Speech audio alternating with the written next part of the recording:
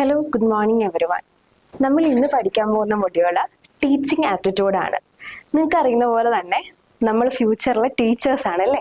നമ്മളെല്ലാവരും ഭാവിയിലെ ടീച്ചേഴ്സ് ആവാൻ വേണ്ടി ഇരിക്കുന്ന ആൾക്കാരാണ്.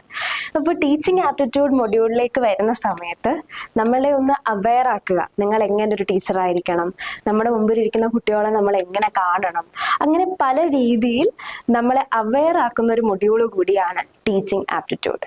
എന്നാൽ നമ്മുടെ ഒരു എക്സാം പെർസ്പെക്റ്റീവിൽ നിന്നുകൊണ്ട് നമ്മൾ ചിന്തിക്കുമ്പോൾ ടീച്ചിങ് ആപ്റ്റിറ്റ്യൂഡ് നല്ലൊരു വെയിറ്റേജ് ഉള്ള മൊഡ്യൂളായിട്ട് കാണേണ്ടതാണ്. അപ്പോൾ ടീച്ചിങ് ആപ്റ്റിറ്റ്യൂഡ് മൊഡ്യൂളിലേക്ക് വരുമ്പോൾ തന്നെ നമുക്കറിയാം എന്താണ് ടീച്ചിങ് ആപ്റ്റിറ്റ്യൂഡ് എന്ന് പറഞ്ഞു വേണം നമ്മൾ തുടങ്ങാൻ. എന്തായിരിക്കാം ഈ പറയുന്ന ടീച്ചിങ് ആപ്റ്റിറ്റ്യൂഡ് എന്ന് പറയുന്നത്? ഇവിടെ എഴുതിയേക്കുന്നത് നിങ്ങൾക്ക് കാണാൻ പറ്റും. Teaching aptitude refers to the natural ability. നിങ്ങൾക്കറിയാം, ടീച്ചിങ് എല്ലാവർക്കും വഴങ്ങുന്ന ഒരു പരിപാടിയല്ല, എല്ലാവർക്കും പറ്റുന്നതുമല്ല. ടീച്ചിങ് ആപ്റ്റിറ്റ്യൂഡ് എന്ന് പറയുന്നത് ഒരു ടീച്ചറിന്റെ നാച്ചുറൽ ആയിട്ടുള്ള എബിലിറ്റിയാണ്. ജന്മസിദ്ധം എന്ന് പറയാൻ കഴിയില്ലെങ്കിലും എന്താണ്, പതിയെ പതിയെ പ്രാക്ടീസിലൂടെ നമുക്ക് കിട്ടേണ്ട ഒരു എബിലിറ്റിയാണ്. എന്തിനാണ്? ഒരു ഇൻട്രസ്റ്റ് ഉണ്ട് അതിൽ, ഒരു പൊട്ടൻഷ്യൽ ഉണ്ട് അതിൽ. എന്തിനു വേണ്ടിയിട്ടുള്ളതാണ്? ടീച്ച് എഫിഷ്യൻ്റ്ലി, നന്നായി പഠിപ്പിക്കാനുള്ള ഒരു വ്യക്തിയുടെ നാച്ചുറൽ എബിലിറ്റിയാണ് നമ്മൾ എന്തെന്ന് പറയുന്നത്? ടീച്ചിങ് ആപ്റ്റിറ്റ്യൂഡ് എന്ന് പറയുന്നത്.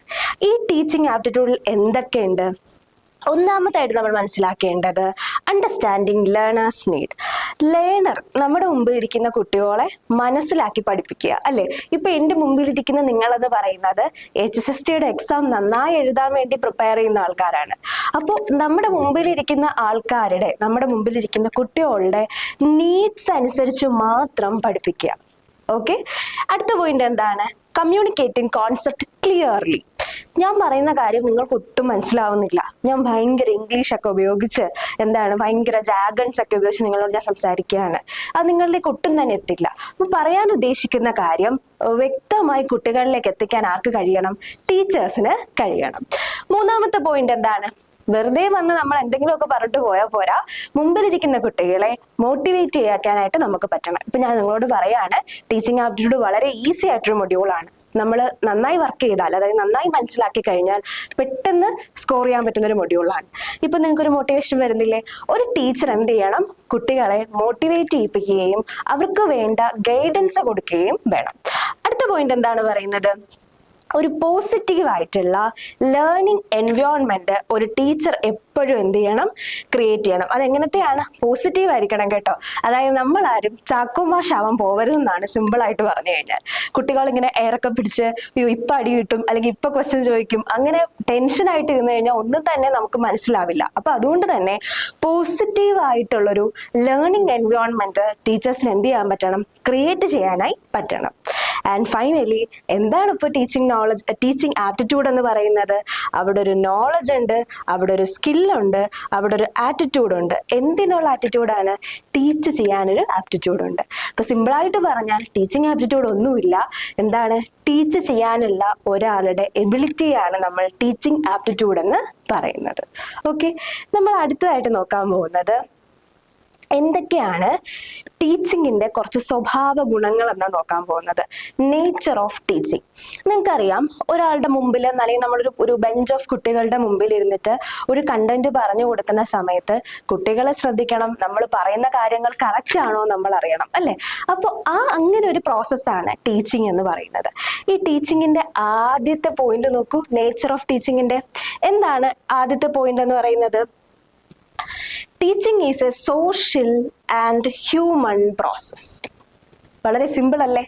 മനുഷ്യന്മാർക്കാണ് നമ്മൾ പറഞ്ഞു കൊടുക്കുന്നത്. നമ്മൾ പറയുന്ന ഓരോ കാര്യങ്ങളും ഒരു കുട്ടി എന്ത് ചെയ്യുന്നുണ്ട്? കോപ്പി പേസ്റ്റ് ചെയ്യുന്നുണ്ട്. ജസ്റ്റ് നമ്മളെ നോക്കി അവരെന്ത് ചെയ്യും? കോപ്പി ചെയ്ത് അവരിലുള്ളിലേക്ക് പേസ്റ്റ് ചെയ്യും. അപ്പൊ ഇതൊരു ഹ്യൂമൻ പ്രോസസ്സാണ്. നമ്മൾ കാണിക്കുന്ന ചില ബിഹേവിയേഴ്സ് അത് നമുക്കും അറിയുന്നുണ്ടാവും. നമ്മൾ സ്കൂളിൽ പഠിച്ച സമയത്ത് നമ്മുടെ ടീച്ചേഴ്സ് കാണിക്കുന്ന പോലത്തെ ചില ബിഹേവിയേഴ്സ് ഒക്കെ നമ്മൾ വീട്ടിൽ വന്നും കാണിച്ചിട്ടുണ്ടാവും. അപ്പോൾ ഇതെന്ന് പറയുന്നത് ഒരു ഹ്യൂമൻ പ്രോസസ്സാണ്. പിന്നെ എന്താണ് അടുത്ത പോയിന്റ് പറയുന്നത്? ഒരു ഗോൾ ഓറിയന്റഡ് ആയിട്ടുള്ളതാണ്. ഇപ്പൊ ഞാൻ ഇവിടെ വന്ന് പഠിപ്പിക്കുന്നത് എന്ത് ഗോളിലാണ്? നിങ്ങൾക്ക് HSSTക്ക് നല്ല മാർക്ക് സ്കോർ ചെയ്യാന്ന് പറയുന്ന ഒരു ഗോളിലാണ്. ഏതൊരു ടീച്ചറും അങ്ങനത്തെ ഒരു ഗോളിലായിരിക്കും വർക്ക് ചെയ്യുക. ഇപ്പൊ നമുക്ക് പറയാൻ പറ്റില്ല, ചില ടീച്ചേഴ്സ് പോർഷൻ തീർക്കാനുള്ള ഓട്ടപ്പാച്ചിലാണല്ലേ. അപ്പൊ പോർഷൻ തീർക്കുക എന്ന് പറയുന്നതാണ് അവരുടെ ഗോൾ എന്ന് പറയുന്നത്. എന്നാൽ ചില ടീച്ചേഴ്സിനോ തൻ്റെ മുമ്പിൽ ഇരിക്കുന്ന കുട്ടികളെ നല്ല അടിപൊളിയാക്കി നല്ല സ്റ്റുഡൻസ് ആക്കി കൊണ്ടുവരണം എന്ന് ആഗ്രഹമുള്ള ഒരുപാട് ടീച്ചേഴ്സ് ഉണ്ട് അല്ലേ.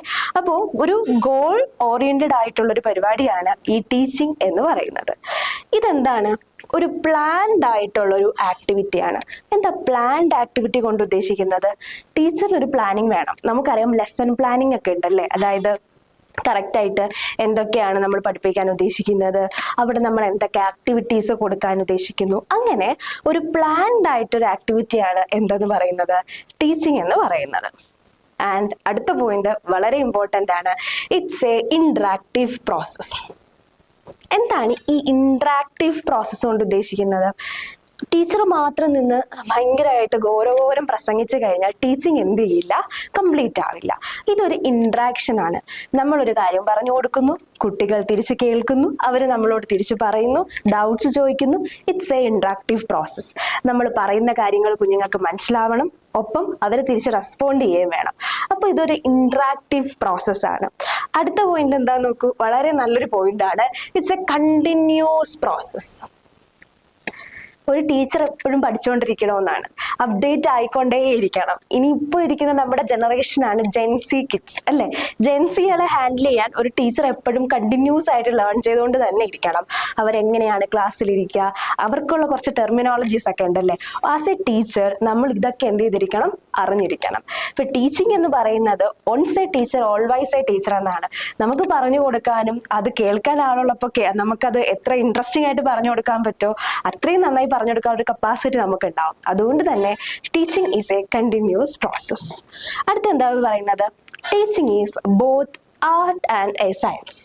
ടീച്ചിങ് ഒരു ആർട്ടാണ്, അതിനോടൊപ്പം ഒരു സയൻസ് ആണ്. എന്തായിരിക്കും അങ്ങനെ ഒരു പോയിന്റ് വരാൻ കാര്യം? ആർട്ട് എന്ന് ഉദ്ദേശിക്കുന്നത് ടീച്ചർ നല്ലൊരു പ്രസന്റർ ആയിരിക്കണം അല്ലെ.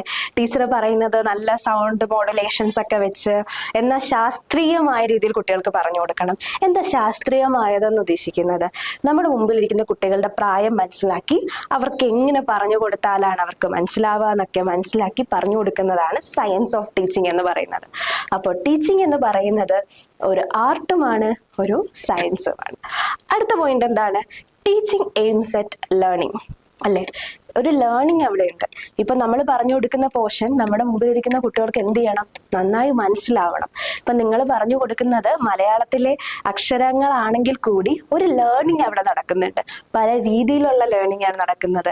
ചിലപ്പോൾ ഒരു കുട്ടി നമ്മുടെ മുമ്പിൽ ഇരുന്ന് ഈ എഴുതുന്ന സമയത്ത് അവർ പഠിക്കുന്ന ചിലപ്പോൾ എങ്ങനെ നല്ലൊരു ടീച്ചർ ആവാം എന്നും കൂടിയായിരിക്കും.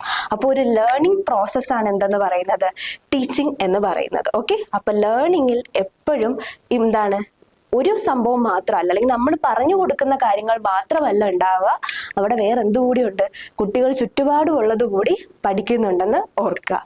അടുത്തൊരു പോയിന്റ് നോക്കൂ, ലേണർ സെൻട്രിക് ആയിരിക്കണം ടീച്ചിങ് എന്ന് പറയുന്നത്.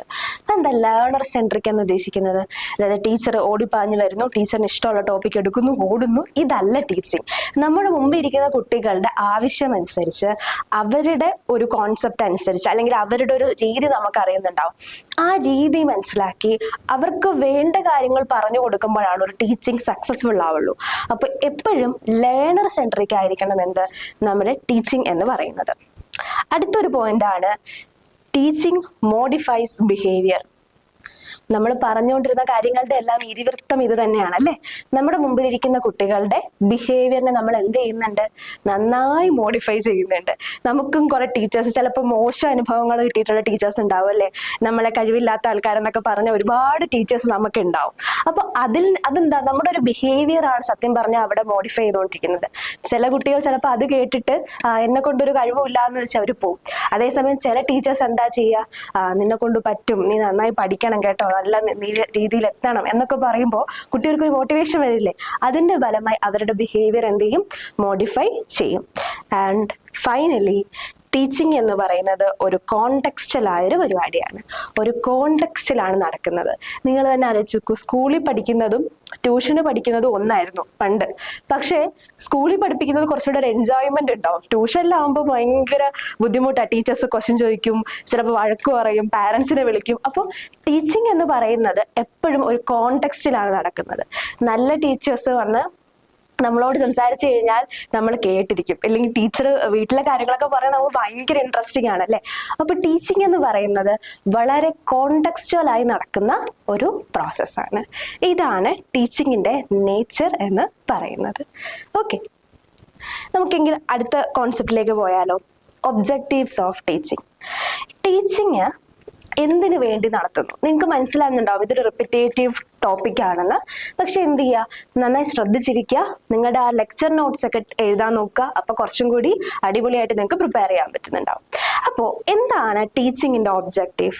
ഒന്നാമത്തെ എന്ത് തന്നെയാണ്, ഒരു നോളജ് ഡെവലപ്പ് ചെയ്യുക, സ്കില്ല് ഡെവലപ്പ് ചെയ്യുക. ലേണേഴ്സിന് തന്നെ എന്ത് ചെയ്യുക, സ്കിൽസ് ഒക്കെ ഡെവലപ്പ് ചെയ്യാൻ ഒരു ടീച്ചറിന് പറ്റണം. ഇപ്പൊ ഇവിടെ നിന്ന് ഞാൻ പറയുമ്പോൾ ടീച്ചിങ് ആപ്റ്റിറ്റ്യൂഡിനെ പറ്റി നിങ്ങളൊരു നോളജ് ഡെവലപ്പ് ചെയ്യണം അല്ലേ.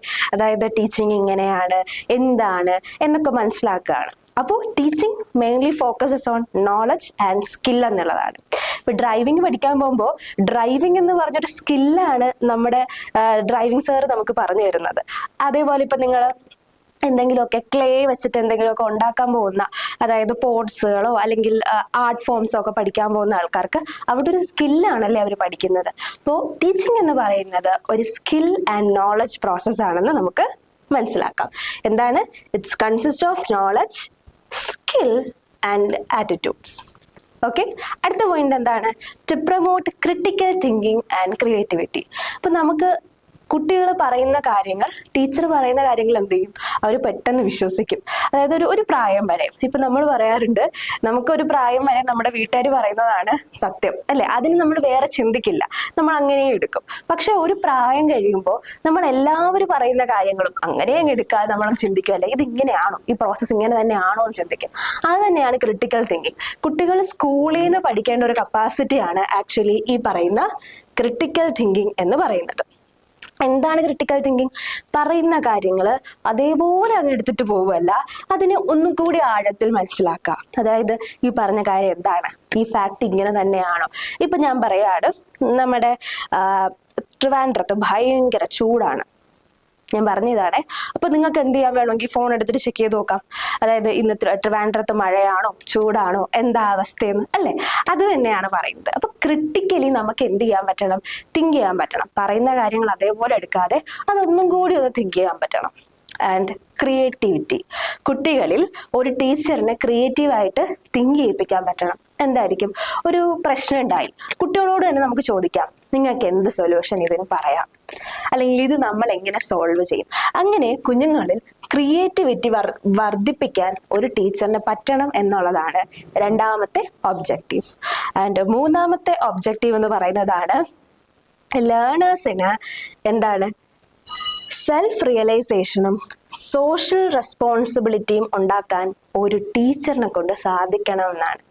നമ്മൾ എന്താണ്, നമ്മൾ എങ്ങനെയുള്ളൊരു വ്യക്തിയാണ് എന്നൊക്കെ നമുക്ക് പറഞ്ഞു തരാൻ ഒരു ടീച്ചറിന് സാധിക്കണം. അത് നമ്മളിൽ ഉണ്ടാക്കിയെടുക്കാൻ ഒരു ടീച്ചറിന് സാധിക്കണം. സിമ്പിളായിട്ട് പറഞ്ഞു കഴിഞ്ഞാൽ, ഒരു എക്സാമിന് മാർക്ക് കുറഞ്ഞു, ഒരു കുട്ടി ഭയങ്കര ഡൗൺ ആണ്. അപ്പൊ ആ കുഞ്ഞിന് എന്ത് ചെയ്യാം, ടീച്ചറിനെ സഹായിക്കാം. അതായത് മോനെ അല്ലെങ്കിൽ മോളെ, എന്താണ് നിനക്ക് പറ്റിപ്പോയത്, ഇതാണ്, നീ ഒന്ന് ചിന്തിച്ചു നോക്കൂ, ഇത് എങ്ങനെ നമുക്ക് കൂട്ടിയെടുക്കാം, അങ്ങനെ ചോദിക്കാം. അല്ലെങ്കിൽ ഒരു കുട്ടിക്ക് ഇപ്പൊ വീട്ടിൽ കുറച്ച് പ്രശ്നമായിട്ടിരിക്കുന്ന ഒരു കുട്ടിയാണ്, ആ കുട്ടിയോട് ചോദിക്കാം, നിനക്ക് എന്താ പറ്റിയത്, വിഷമമാണോ, എന്തായിരുന്നു കാര്യം, ഇതിൽ നിനക്ക് ഇങ്ങനെ കോൺട്രിബ്യൂട്ട് ചെയ്യാം ഈ പ്രശ്നം ഓവർകം ചെയ്യാൻ. അങ്ങനെ സെൽഫ് റിയലൈസേഷൻ ഉണ്ടാക്കിയെടുക്കാനായിട്ട് നമ്മൾ നമ്മുടെ മുമ്പിലിരിക്കുന്ന കുട്ടികളെ ട്രൈ ചെയ്യണം എന്നാണ് പറയുന്നത്. അതേപോലെ തന്നെ സോഷ്യൽ റെസ്പോൺസിബിലിറ്റി. എന്തായിരിക്കും ഈ പറയുന്ന സോഷ്യൽ റെസ്പോൺസിബിലിറ്റി? അവര് സ്കൂളിൽ നിന്നും ഒരു സാധനം തല്ലി പൊട്ടിച്ചു, സ്കൂളിലേതായ ഒരു പ്രോപ്പർട്ടി നശിപ്പിച്ചു. അപ്പൊ എന്ത് ചെയ്യാം, ആ കുട്ടിക്ക് പറഞ്ഞു കൊടുക്കാം, ഇത് നമ്മുടെ ഒരു തെറ്റാണ് നിങ്ങൾ ചെയ്തിരിക്കുന്നത്, ഇതൊരു പബ്ലിക് പ്രോപ്പർട്ടി ആയിരുന്നു. നമുക്ക് എന്ത് ചെയ്യാം, കുറെ സോഷ്യൽ റെസ്പോൺസിബിലിറ്റീസ് ഉണ്ട്. നല്ല എന്താ പറയാ, നല്ല പൗരന്മാരായി മാറുക എന്നുള്ളതാണ്. ഈ പറയുന്ന വിദ്യാഭ്യാസം കൊണ്ടും അല്ലെങ്കിൽ ഈ പറയുന്ന എഡ്യൂക്കേഷൻ സിസ്റ്റം കൊണ്ടും ഒക്കെ നമ്മൾ ഉദ്ദേശിക്കുന്നത് നല്ല പൗരന്മാരായി മാറുക എന്നുള്ളതാണ്. ഇപ്പൊ ഒരു ടീച്ചറിന് എന്ത് ചെയ്യാൻ പറ്റും, കുട്ടികളടുത്ത് കമ്മ്യൂണിക്കേറ്റ് ചെയ്യാം എന്ത്, സോഷ്യൽ റെസ്പോൺസിബിലിറ്റി. അടുത്ത പോയിന്റ് നോക്കൂ, to motivate and guide learners towards life long learning. ഒരു ലൈഫ് ലോങ് ലേണിങ്ങിലേക്ക്, ഒരു ലേണിംഗ് എന്ന് പറയുന്ന ഒരു പ്രോസസ്സ് ലൈഫ് ലോങ് ആണ് അല്ലേ. ഇപ്പോഴും നമ്മൾ പഠിച്ചുകൊണ്ടിരിക്കുന്നുണ്ടെങ്കിൽ അതിലൊരു മോട്ടീവ് ഉണ്ട്. അതായത് നമുക്ക് ജോലി കിട്ടുക എന്ന് പറയുന്ന ഒരു മോട്ടീവ് ഉണ്ട്. ആ ജോലി കിട്ടുക എന്ന് പറയുന്ന മോട്ടീവ് നമ്മളിലേക്ക് ഇമ്പാർട്ട് ചെയ്ത കുറച്ച് ആൾക്കാരുണ്ടാവും. ചിലപ്പോൾ അത് പാരൻസ് ആയിരിക്കും, ചിലപ്പോൾ അത് നല്ല ടീച്ചേഴ്സ് ആയിരിക്കും, ചിലപ്പോൾ നല്ല മെന്റേഴ്സ് ആയിരിക്കും, ചിലപ്പോൾ നല്ല റിലേറ്റീവ്സ് ആയിരിക്കും.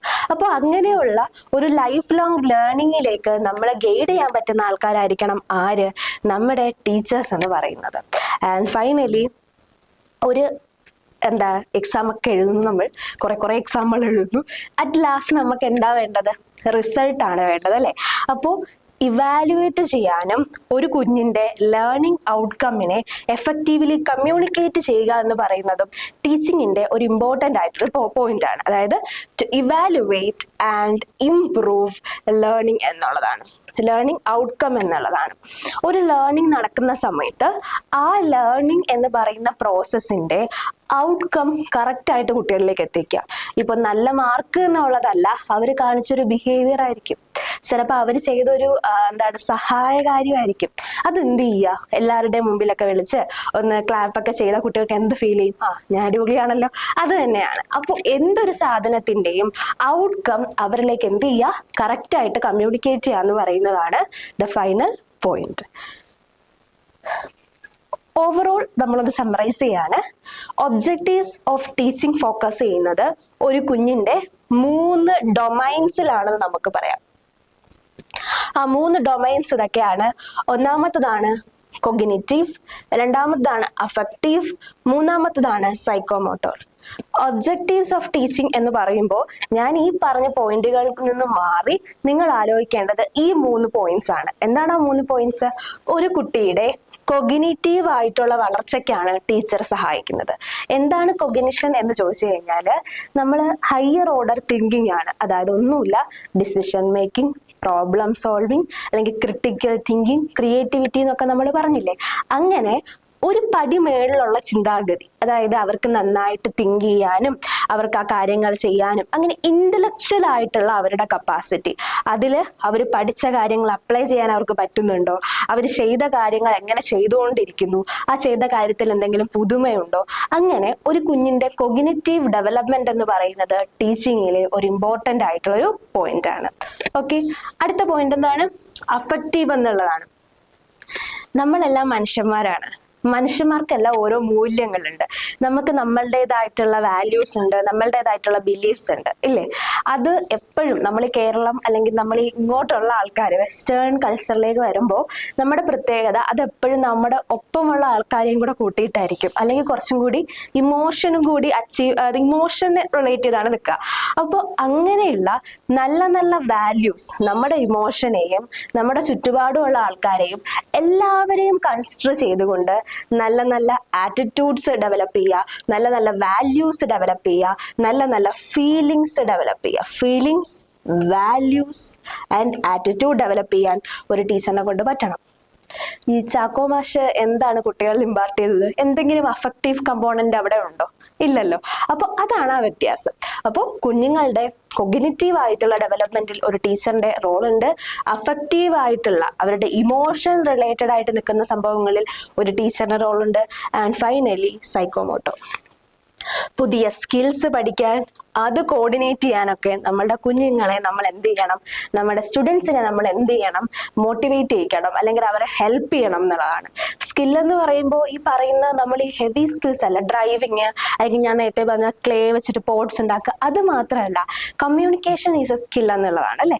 നന്നായി കമ്മ്യൂണിക്കേറ്റ് ചെയ്യാനായിട്ട്, ഇല്ലെങ്കിൽ കുറച്ച് ഈ പറയുന്ന തുന്നലൊക്കെ പഠിപ്പിക്കില്ലേ, ആ തുന്നലൊക്കെ ചെയ്യാൻ, അല്ലെങ്കിൽ അവർക്ക് സ്പോർട്സിനാണ് താല്പര്യമെങ്കിൽ അങ്ങനെ സ്പോർട്സിലേക്ക് പോവുക. അപ്പോൾ അങ്ങനത്തെ ഡെവലപ്മെന്റുകളിൽ എന്ത് ചെയ്യുക? ഒരു ടീച്ചർ മോട്ടിവേറ്റ് ചെയ്യിപ്പിക്കുക എന്നുള്ളതാണ്. അപ്പോൾ ഒബ്ജക്റ്റീവ്സ് ഓഫ് ടീച്ചിങ് പറയുന്ന സമയത്ത് നിങ്ങൾ എപ്പോഴും ഓർത്തിരിക്കേണ്ട 3 പോയിന്റിൽ 1 കൊഗ്നിഷൻ, 2 അഫക്റ്റീവ്, 3 സൈക്കോമോട്ടോർ. ഇത് ഓരോന്നും, കൊഗ്നിഷൻ എന്ന് പറയുന്നത് നമ്മുടെ ഇന്റലക്ച്വൽ കപ്പാസിറ്റിയാണ്, അഫക്റ്റീവ് എന്ന് പറയുമ്പോൾ നമ്മുടെ ഇമോഷൻസ് ആണ്, നല്ല വാല്യൂസും ബിലീഫ്സും ഉള്ള കുട്ടികളാക്കി എടുക്കുക. മൂന്നാമത്തത് സൈക്കോമോട്ടോർ, അവർക്ക് നല്ല നല്ല സ്കിൽസുകൾ, അതെങ്ങനെ കോർഡിനേറ്റ് ചെയ്യാം, അതൊക്കെ എന്ത് ചെയ്യാം നമ്മുടെ കുട്ടികൾക്ക് പറഞ്ഞു കൊടുക്കുക. ആൻഡ് മൊത്തത്തിൽ ഒന്ന് നോക്കിക്കഴിഞ്ഞാൽ ഒരു ലേണറിന്റെ ഒരു ഓൾ റൗണ്ട് ഡെവലപ്മെന്റ്, അതായത് മൊത്തത്തിൽ എന്ത് ചെയ്യുക, നമ്മുടെ ഒരു കുട്ടികളെ അടിപൊളിയാക്കുക എന്ന് പറയുന്നതാണ് ഈ പറയുന്ന ലേണിങ്ങിന്റെ ഒരു ഓവറോൾ റോൾ എന്ന് പറയുന്നത്. ഓക്കെ, അപ്പോൾ അടുത്തായിട്ട് നമ്മൾ പഠിക്കാൻ പോകുന്നതാണ്, നമ്മൾ അടുത്തായിട്ട് നോക്കാൻ പോകുന്നത് ക്യാരക്ടറിസ്റ്റിക്സ് ഓഫ് ടീച്ചിങ് ആണ്. എന്താണ് ക്യാരക്ടറിസ്റ്റിക്സ് ഓഫ് ടീച്ചിങ് കൊണ്ട് ഉദ്ദേശിക്കുന്നത്? ടീച്ചിങ് എന്ന് പറയുന്നത് ഒരു ഇന്ററാക്റ്റീവ് ആയിട്ടൊരു പ്രോസസ്സാണ്. നമ്മൾ ഓൾറെഡി പറഞ്ഞതാണ്. എന്താണ് ഇന്ററാക്റ്റീവ് പ്രോസസ്സ് എന്ന് പറയുന്നത്? അതായത് ടീച്ചേഴ്സും ലേണറും തമ്മിൽ, അതായത് ടീച്ചർ എന്താണോ പറയുന്നത് അത് മാത്രം കുട്ടികൾ കേട്ടോണ്ടിരിക്കണം എന്നില്ലല്ലേ. അവർക്ക് മനസ്സിലായില്ലെങ്കിൽ അവർക്ക് തിരിച്ചു പറയാനുള്ള ഒരു ഓപ്ഷൻ ഉണ്ട്. അപ്പോൾ ടീച്ചിങ് എന്ന് പറയുന്നത് എന്താണ്? ഒരു ഇന്ററാക്റ്റീവ് ആയിട്ടുള്ളൊരു പ്രോസസ്സാണ്. Teaching is an interactive process. രണ്ടാമത്തെ പോയിന്റ് എന്താണ് പറയുന്നത്? ടീച്ചിങ് ഒരു ഗോൾ ഓറിയന്റഡ് ആയിട്ടുള്ള ഒരു പരിപാടിയാണ്. എന്താണ് ഗോൾ ഓറിയന്റഡ്? നമ്മൾ ഓൾറെഡി ഡിസ്കസ് ചെയ്തതാണ്.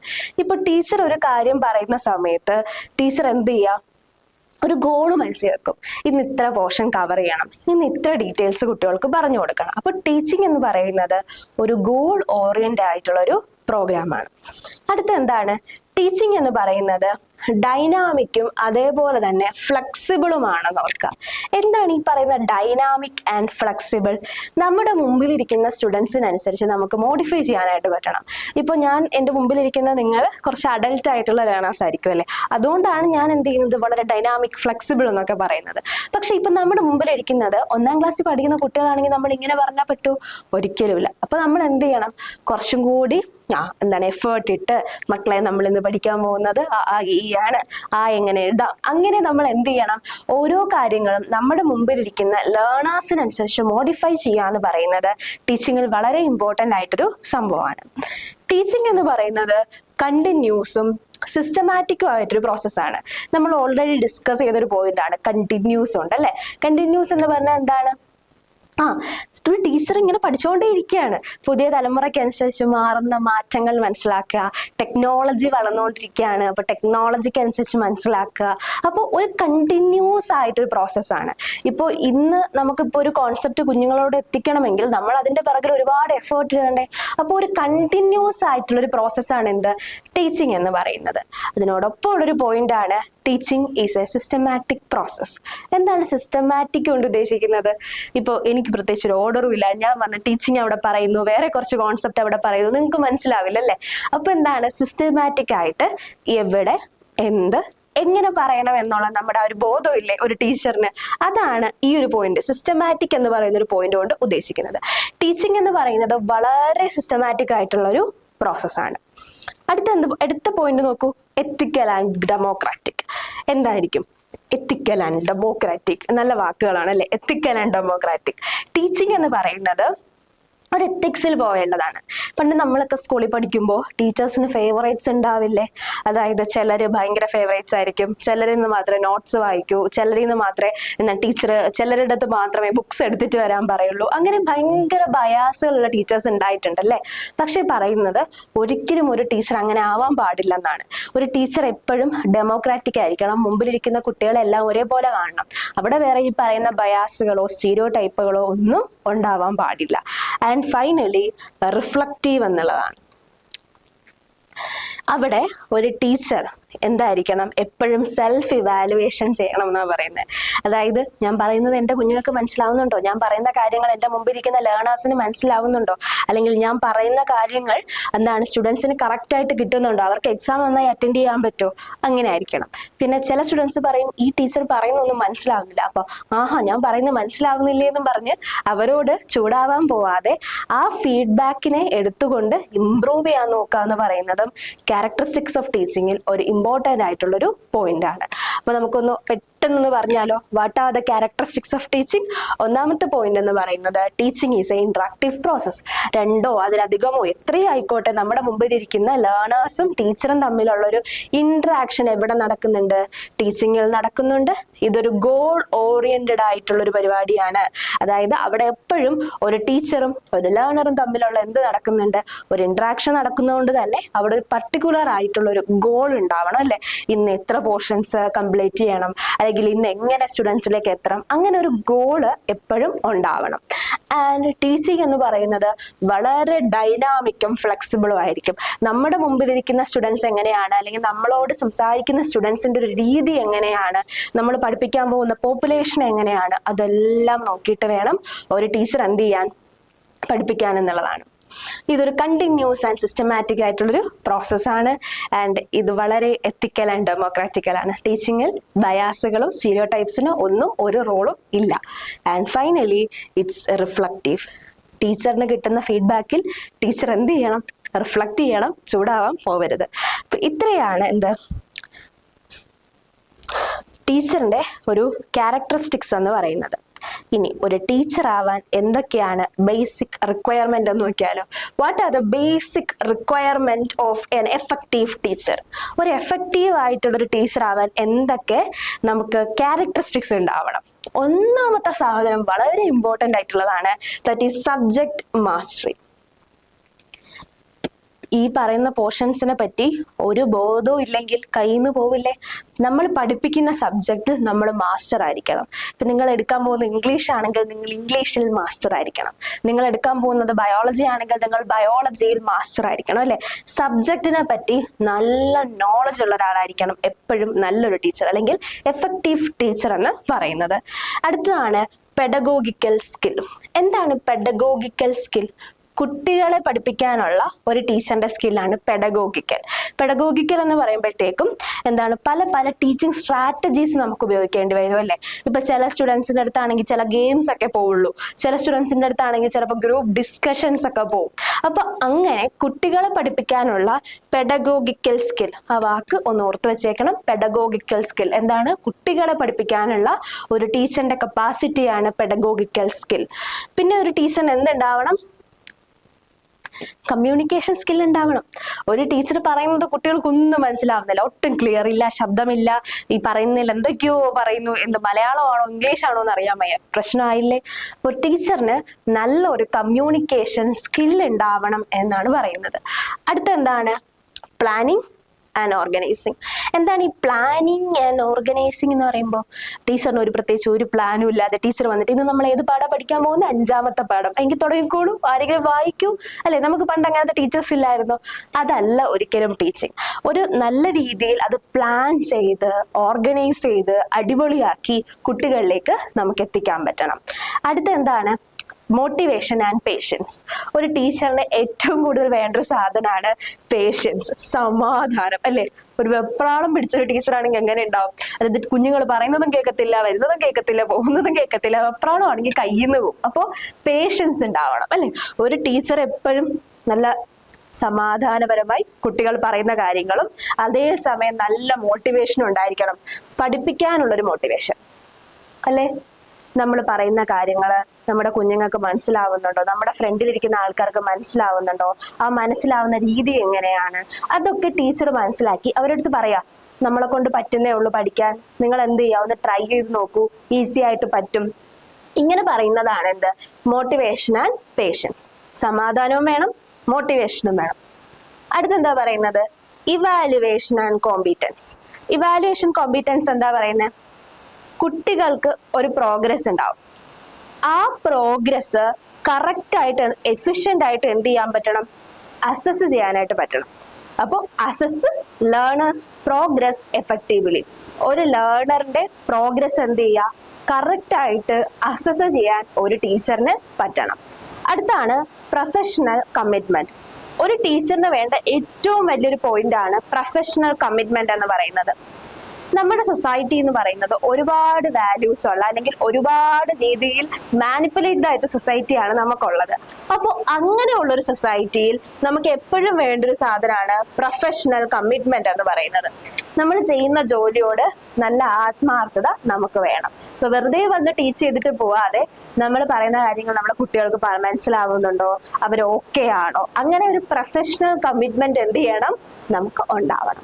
ഇത്രയാണ് ഒരു ടീച്ചർ, നല്ലൊരു ടീച്ചർ, എഫക്റ്റീവ് ടീച്ചറാണ് കേട്ടോ. ഒരു എഫക്റ്റീവ് ടീച്ചറിന് വേണ്ട കപ്പാസിറ്റി എന്തൊക്കെയാണ്? എഫക്റ്റീവ് ടീച്ചറിന് വേണ്ട കപ്പാസിറ്റി ഒന്ന് പെട്ടെന്ന് ക്വിക്ക് റിവൈസ് ചെയ്താൽ, ഒന്നാമത്തെ സബ്ജക്ട് മാസ്റ്ററി, സബ്ജക്റ്റിൽ കിടിലങ്ങളായിരിക്കണം. ആൻഡ് പെഡഗോഗിക്കൽ സ്കിൽ, കുട്ടികളെ നന്നായി ഹാൻഡിൽ ചെയ്യാനായി പറ്റണം. കമ്മ്യൂണിക്കേഷൻ സ്കിൽ, നന്നായിട്ട് നമ്മൾ പറയുന്ന കാര്യങ്ങൾ നമ്മുടെ കുട്ടികൾക്ക് നന്നായിട്ട് മനസ്സിലാവണം. ആൻഡ് പ്ലാനിങ് ആൻഡ് ഓർഗനൈസിങ്, അതായത് എന്തെങ്കിലും ഒക്കെ പറഞ്ഞിട്ട് പോവാതെ കറക്റ്റായി ഓർഗനൈസ് ചെയ്ത് പ്ലാൻ ചെയ്ത് നമ്മുടെ കുട്ടികൾക്ക് പറഞ്ഞു കൊടുക്കുക. മോട്ടിവേഷൻ ആൻഡ് പേഷ്യൻസ്, കുട്ടികളെ മോട്ടിവേറ്റ് ചെയ്യിപ്പിക്കുന്നതിനോടൊപ്പം നല്ല സമാധാനമുള്ള ടീച്ചേഴ്സ് ആവുക. ആൻഡ് ഇവാലുവേഷൻ കോമ്പിറ്റൻസ്, നന്നായിട്ട് ഇവാലുവേറ്റ് ചെയ്യാനുള്ള ഒരു കപ്പാസിറ്റി അല്ലേ, കുട്ടികൾ ചെയ്യുന്ന കാര്യങ്ങൾ എങ്ങനെയാണ്, അല്ലെങ്കിൽ അവരുടെ മാർക്സ് എങ്ങനെയാണ്. പണ്ട് നമുക്കൊക്കെ ഉണ്ടാവും അല്ലെ, ചില ടീച്ചേഴ്സ് നമ്മളൊന്ന് ഉഴപ്പിക്കഴിഞ്ഞാൽ അപ്പോഴേ പിടിക്കും, അങ്ങനത്തെ ടീച്ചേഴ്സ് ആവണമെന്നാ പറയുന്നത്. കുട്ടികളുടെ ലേണിംഗ് എന്നുള്ളത് മാത്രമല്ല, അവരുടെ ബിഹേവിയറിലോ എന്തെങ്കിലും മാറ്റം വന്നാലും ഒരു ടീച്ചർ കറക്റ്റ് ആയിട്ട് അത് മോണിറ്റർ ചെയ്യണം എന്നാണ് പറയുന്നത്. And finally professional commitment. എന്താണ് പ്രൊഫഷണൽ കമ്മിറ്റ്മെന്റ്? നമ്മൾ പറഞ്ഞു, വന്നു ചെയ്തു പോയി, അതല്ല, ഒരു കമ്മിറ്റ്മെന്റ് ഉണ്ടാവണം. നമ്മൾ എന്ത് ജോലി ചെയ്താലും ആ ജോലിയിൽ നമ്മുടെ 100% കൊടുക്കാനായിട്ട് നോക്കണം. ഇത്രയാണ് basic requirement of effective teaching എന്ന് പറയുന്നത്. അടുത്തായിട്ട് നമ്മൾ പഠിക്കാൻ പോകുന്നതാണ് ലേണേഴ്സ് ക്യാരക്ടറിസ്റ്റിക്സ്. ഇപ്പൊ നമുക്കറിയാം, നമ്മൾ അടുത്തതായിട്ട് പഠിക്കാൻ പോകുന്നതാണ് ലേണേഴ്സ് ക്യാരക്ടറിസ്റ്റിക്സ്. നമുക്കറിയാം, നമ്മുടെ മുമ്പിലിരിക്കുന്ന സ്റ്റുഡൻസ് പലരും പല ടൈപ്പാണ് അല്ലെ, അതായത് പല രീതിയിലുള്ള ആൾക്കാരാണ്. അതായത് 50 കുട്ടികളാണ് നമ്മുടെ മുമ്പിലിരിക്കുന്നതെങ്കിൽ 50 പേരും 50 ക്ലാസ്സുകൾ, അതായത് 50 വീടുകളിൽ നിന്ന് വന്ന ആൾക്കാരാണ്. അപ്പോൾ ഒരു ലേണറിനെ മനസ്സിലാക്കുക എന്ന് പറയുന്നത് ഒരു ടീച്ചറിനെ സംബന്ധിച്ചിടത്തോളം വളരെ ഇമ്പോർട്ടൻ്റ് ആയിട്ടൊരു കാര്യമാണ്. അപ്പൊ നമ്മൾ ഇനി പഠിക്കാൻ പോകുന്നത് എന്താണ് ഒരു ലേണറിന് വേണ്ട ക്യാരക്ടറിസ്റ്റിക്സ് എന്നാണ് നമ്മൾ പഠിക്കാൻ പോകുന്നത്. സിമ്പിൾ ആയിട്ട് പറഞ്ഞാൽ, മുമ്പിലിരിക്കുന്ന സ്റ്റുഡൻസിനെ മനസ്സിലാക്കുക എന്ന് പറയുന്നതാണ് ഒരു ലേണർ ക്യാരക്ടറിസ്റ്റിക്സ് എന്ന് പറയുന്നത്. ഇപ്പൊ ഞാൻ നേരത്തെ പറഞ്ഞ പോലെ നമ്മുടെ മുമ്പിലിരിക്കുന്ന സ്റ്റുഡൻസ്, അതായത് ആ സ്റ്റുഡൻസിന് ഒരുപാട് ഇൻഡിവിജ്വൽ ഡിഫറൻസുകളില്ലേ. ഇപ്പൊ ഞാൻ നേരത്തെ പറഞ്ഞു 50 വീടുകളിൽ നിന്ന് വന്നവരാണ്. 50 വീടുകൾ എന്ന് പറയുമ്പോൾ 50 സാഹചര്യങ്ങളാണ്. അപ്പൊ 50 രീതികളായിരിക്കും അവർക്കുള്ളത്. അപ്പൊ വളരെയധികം ഇമ്പോർട്ടൻ്റ് ആയിട്ടൊരു കാര്യമാണ് നമ്മുടെ മുമ്പിലിരിക്കുന്ന ആൾക്കാരെ മനസ്സിലാക്കുക, ആ ലേണറിന്റെ ക്യാരക്ടറിസ്റ്റിക്സ് മനസ്സിലാക്കുക എന്ന് പറയുന്നത്. അവിടെ എന്തുണ്ട്? ഈ പറയുന്ന ഇൻഡിവിജ്വൽ ഡിഫറൻസ് ഉണ്ട്. ഓരോരുത്തരും ഓരോ വ്യക്തികളാണ്. പിന്നെ അവരുടേതായിട്ട് ലേണിംഗ് സ്റ്റൈലില്ലേ. ഇപ്പൊ ഞാനാണെങ്കിൽ ഭയങ്കരമായിട്ട് വായിച്ച് പഠിക്കുന്ന ഒരാളാ. ചിലര് ചിലപ്പോൾ കേട്ട് പഠിക്കുന്നവരായിരിക്കും, ചിലർ എഴുതി പഠിക്കുന്നവരായിരിക്കും. അങ്ങനെ ഒരു ലേണറിന്റെ ലേണിംഗ് സ്റ്റൈല് മനസ്സിലാക്കുക എന്ന് പറയുന്നത് വളരെ ഇമ്പോർട്ടൻ്റ് ആണ്. അതേപോലെ തന്നെ അവരുടേതായ പെർഫോമൻസ്, അവരുടേതായ കുറച്ച് വീക്ക് പോയിന്റുകളും അവരുടേതായ നല്ല പോയിന്റുകളും ഒക്കെ ഉണ്ടല്ലേ. അപ്പോൾ as a good teacher, as a effective teacher, ലേണറിനെ മനസ്സിലാക്കുക എന്ന് പറയുന്നത് വളരെ ഇമ്പോർട്ടൻ്റ് ആണ്. പ്രത്യേകിച്ച് ലേണറിന്റെ രീതികൾ മനസ്സിലാക്കുക എന്ന് പറയുന്നത് വളരെ ഇമ്പോർട്ടൻ്റ് ആണ്. എന്തൊക്കെയായിരിക്കും ലേണറിന്റെ ക്യാരക്ടറിസ്റ്റിക്സ്? അതിലൊന്നാമത്തത് കൊഗ്നിറ്റീവ് ക്യാരക്ടറിസ്റ്റിക്സ് എന്നുള്ളതാണ്. എന്താണ് കൊഗ്നിറ്റീവ് ക്യാരക്ടറിസ്റ്റിക്സ്? നമ്മൾ കൊഗ്നിഷൻ നേരത്തെ നമ്മൾ ഡിസ്കസ് ചെയ്തിരുന്നു. എന്താണ് കൊഗ്നിഷൻ? നമ്മൾ പറഞ്ഞു, അവർക്കൊന്ന് കെയർ ചിന്തിക്കാനുള്ള, അല്ലെങ്കിൽ പ്രോബ്ലം സോൾവ് ചെയ്യാനുള്ള, നല്ല നല്ല ഡിസിഷൻസ് എടുക്കാനുള്ള അവരുടെ ഒരു കപ്പാസിറ്റിയാണ് നമ്മൾ കൊഗ്നിഷൻ കൊണ്ട് ഉദ്ദേശിച്ചത്. അപ്പോൾ ഒരു സ്റ്റുഡൻറ്റിനുള്ള ഒന്നാമത്തെ ഒരു സംഭവമാണ് കൊഗ്നിറ്റീവ് ക്യാരക്ടറിസ്റ്റിക്സ്. അതായത് അവരുടെ മെമ്മറി എങ്ങനെയാണ് അല്ലെ. ചില കുട്ടികളൊക്കെ പുസ്തക പുഴുക്കളെന്ന് നമ്മൾ പറയും, പെട്ടെന്ന് വായിക്കും, പെട്ടെന്ന് മനസ്സിലാക്കും, എല്ലാം കിടിലങ്ങളായിരിക്കും. അപ്പോൾ ഒരു ടീച്ചർ എന്ന് പറയുന്നത് കുട്ടികളുടെ അങ്ങനത്തെ പെർസ്പെക്റ്റീവ്, അവരുടെ മെമ്മറി എങ്ങനെയാണ്, അവരുടെ ഒരു റീസണിങ് സ്കിൽ എങ്ങനെയാണ്, അവരൊരു പ്രോബ്ലത്തെ സോൾവ് ചെയ്യുന്നത് എങ്ങനെയാണ്, problem solving skill. Question paper കിട്ടിയ ബോധം കെട്ടി വീഴുന്ന കുട്ടികളും ഉണ്ട്, ക്വസ്റ്റ്യനെ മനസ്സിലാക്കി അതിനെ അണ്ടർസ്റ്റാൻഡ് ചെയ്യുന്ന കുട്ടികളും ഉണ്ട്. അപ്പോൾ ആ ലേണറിന്റെ അങ്ങനത്തെ കപ്പാസിറ്റികൾ മനസ്സിലാക്കുക, അല്ലെങ്കിൽ അങ്ങനത്തെ വീക്ക് പോയിന്റുകൾ, അല്ലെങ്കിൽ അങ്ങനത്തെ നല്ല പോയിന്റുകൾ ഒക്കെ മനസ്സിലാക്കുക എന്ന് പറയുന്നത് വളരെ ഇമ്പോർട്ടൻ്റ് ആണ്. അപ്പോൾ ഒന്നാമത്തെ കൊഗ്നിറ്റീവ് ക്യാരക്ടറിസ്റ്റിക്സിൽ പറയുന്നത് എന്താണ്? കുട്ടികളുടെ മെമ്മറി എന്താണ്, അവരുടെ റീസണിങ് എന്താണ്, അവരുടെ പ്രോബ്ലം സോൾവിങ് എന്താണ്, എന്നൊക്കെ മനസ്സിലാക്കുന്നത് വളരെ ഇമ്പോർട്ടൻ്റ് ആയിട്ടൊരു സംഭവമാണ്. അതേപോലെ തന്നെ അവരുടെ ലേണിംഗ് സ്റ്റൈല് ഈ കൊഗ്നിഷനിൽ വരുന്നതാണ്. അവരുടെ ലേണിംഗ് സ്റ്റൈൽ എങ്ങനെയാണ്, അവരുടെ അക്കാഡമിക് റെഡിനെസ്. ചിലർ സ്കൂളിൽ വീട്ടുകാർ കൊണ്ടിരുത്തിയത് കൊണ്ട് ഞാൻ ഇരുന്നു എന്നുള്ള സ്റ്റുഡൻസ് ഉണ്ട്. അപ്പോൾ ഇതെല്ലാം ഈ കൊഗ്നിഷനിൽ വരുന്നതാണ്. അതായത് പഠിക്കാൻ പ്രത്യേകിച്ച് താല്പര്യമൊന്നുമില്ല, പാരൻസ് പറഞ്ഞു ഞാൻ പഠിക്കാൻ വരുന്നു, അപ്പൊ അങ്ങനെയുള്ള ആൾക്കാരുണ്ട്. അതെല്ലാം നമ്മൾ മനസ്സിലാക്കുക എന്ന് പറയുന്നത് വളരെ ഇമ്പോർട്ടൻ്റ് ആണ്. അതേപോലെ തന്നെ ടീച്ചർ എന്ത് ചെയ്യേണ്ടി വരും, അവരുടെ ആ കൊഗ്നിഷൻ അനുസരിച്ച് ആ പറയുന്ന കാര്യങ്ങളെ ഒന്ന് ടൈലർ ചെയ്യേണ്ടി വരും. അതായത് നമ്മൾ പറയുന്ന ഭയങ്കര കോൺസെപ്റ്റുകളൊന്നും പറഞ്ഞാൽ ചിലപ്പോൾ മെമ്മറി കുറഞ്ഞ കുട്ടികൾക്ക് മനസ്സിലാവണമെന്നില്ല. അപ്പൊ അതുകൊണ്ട് തന്നെ നമ്മൾ എന്ത് ചെയ്യണം, അതിനനുസരിച്ച് റെഡിയാക്കി എടുക്കണം. അപ്പൊ ഒന്നാമത്തെ ടൈപ്പ് എന്താണ്, കൊഗ്നിറ്റീവ് ക്യാരക്ടറിസ്റ്റിക്സ് ആണ്. എന്താണ് കൊഗ്നിഷൻ? നമ്മൾ പറഞ്ഞു അവരുടെ memory, problem solving, decision making ആയിട്ടുള്ള അവരുടെ കപ്പാസിറ്റിയാണ് നമ്മൾ എന്തെന്ന് പറയുന്നത്, കൊഗ്നിറ്റീവ് ക്യാരക്ടറിസ്റ്റിക്സിനുള്ളിൽ നമ്മൾ പറയുന്നത്. അടുത്തതാണ് ഇമോഷണൽ ക്യാരക്ടറിസ്റ്റിക്സ്. ഒരു കുട്ടി ഒരു സാഹചര്യം വരുമ്പോൾ എങ്ങനെ റിയാക്ട് ചെയ്യുമെന്ന് ഒരു ടീച്ചർ എപ്പോഴും മനസ്സിലാക്കിയിരിക്കണം. കാര്യം നമുക്കറിയാം, നമ്മൾ ടീച്ചേഴ്സായിട്ട് നിൽക്കുന്ന സമയത്ത് ഒരുപാട് പ്രശ്നങ്ങൾ ഉണ്ടാവും അല്ലെ, സ്റ്റുഡൻസ് ആയിട്ട് ഉണ്ടാക്കുന്ന ഒരുപാട് പ്രശ്നങ്ങൾ ഉണ്ടാവും. അപ്പോൾ ഓരോ കുട്ടികളുടെയും ഓരോ സ്റ്റുഡൻസിൻ്റെയും അവരുടെ മോട്ടിവേഷൻ എന്താണ്, അവരുടെ ഇൻട്രസ്റ്റ് എന്താണ്, അവരുടെ ആറ്റിറ്റ്യൂഡ് എന്താണ്, അവരുടെ സെൽഫ് കോൺസെപ്റ്റ് എന്താണ് എന്നൊക്കെ ഒരു ടീച്ചർ എപ്പോഴും അറിഞ്ഞിരിക്കണം. ഇപ്പൊ ചില കുട്ടികൾ അവരെ തന്നെ മനസ്സിലാക്കിയിരിക്കുന്നത് ഞാൻ എപ്പോഴും അടി ഉണ്ടാക്കുന്ന ഒരാൾ അങ്ങനെയായിരിക്കും. അപ്പൊ അങ്ങനെയല്ല, ഒരു ടീച്ചർ അവരെ പറ്റിയിട്ടുള്ള എല്ലാ കാര്യങ്ങളും മനസ്സിലാക്കിയിരിക്കുക. അവരുടെ ഇമോഷൻസ് എങ്ങനെയാണ്. ചിലർ പെട്ടെന്ന് കരയും, ചിലരെന്ന് എത്ര ഇതായാലും കരയാതെ പിടിച്ചിരിക്കുന്ന ആൾക്കാരുണ്ട്, ചിലർ പെട്ടെന്ന് ദേഷ്യപ്പെടും, ചിലർ പെട്ടെന്ന് ചിരിക്കും. അപ്പൊ അങ്ങനെയുള്ള സ്റ്റുഡൻസിന്റെ എല്ലാ രീതികളും എന്ത് ചെയ്യണം, ഒരു ടീച്ചർ മനസ്സിലാക്കിയിരിക്കണം. അതിൽ ഏറ്റവും ഇമ്പോർട്ടൻ്റ് ആണ് അവരുടെ കോൺസെൻട്രേഷനും പെർഫോമൻസും മനസ്സിലാക്കണം. ചില കുട്ടികൾ പെട്ടെന്ന് ഗ്രാസ്പ് ചെയ്യുമല്ലേ, നമ്മൾ പറഞ്ഞ കാര്യങ്ങളൊക്കെ മറ്റേ പറയും ഇങ്ങനെ പിടിച്ചെടുക്കും, പക്ഷെ ചില കുട്ടികൾക്ക് അത് പറ്റില്ല. അപ്പൊ അവരുടെ ആ ഒരു പെർഫോമൻസ് കോൺസെൻട്രേഷൻ എങ്ങനെയാണ്, ചിലർ നന്നായി കോൺസെൻട്രേറ്റ് ചെയ്തിരിക്കും പക്ഷെ എക്സാമിന് എഴുതാൻ പറ്റില്ല. അപ്പോൾ അങ്ങനെയുള്ള അവരുടെ രീതികൾ എന്ത് ചെയ്യണം, നമ്മൾ മനസ്സിലാക്കണം എന്നുള്ളതാണ്. അപ്പൊ എന്തൊക്കെയാണ് ലേണേഴ്സ് ക്യാരക്ടറിസ്റ്റിക്സിൽ വരുന്നത്?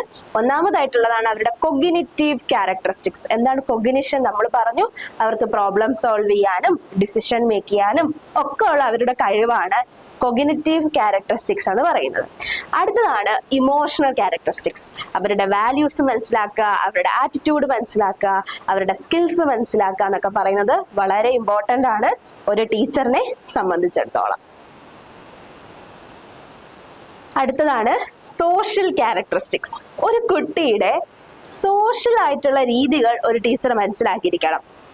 അവര് ക്ലാസ്സിലൊക്കെ നന്നായിട്ട് അഡ്ജസ്റ്റ് ചെയ്യുന്നുണ്ടോ, അവരെങ്ങനെയാണ് മറ്റുള്ളവരോട് സംസാരിക്കുന്നത്, അവര് മറ്റുള്ളവരുമായിട്ടുള്ള അവരുടെ ഒരു ഇന്ററാക്ഷൻ എങ്ങനെയാണ്, അവർ ഗ്രൂപ്പ് ടാസ്കിലും ഡിസ്കഷൻസിലും ഒക്കെ എങ്ങനെയാണ്. അങ്ങനെ ഒരു ടീച്ചർ ആ കുട്ടി ക്ലാസ്സിൽ അഡ്ജസ്റ്റ് ആവുന്നുണ്ടോ എന്ന് നോക്കണം. നമുക്കറിയാം സ്കൂളിൽ പോകുന്നത് അല്ലെങ്കിൽ കോളേജിൽ പോകുന്നത് പഠിക്കാൻ വേണ്ടി മാത്രമല്ല, ഒരുപാട് സ്കിൽസുകളും ഒരുപാട് ക്യാരക്ടറിസ്റ്റിക്സും ഒക്കെ പഠിക്കാൻ കൂടിയാണ്.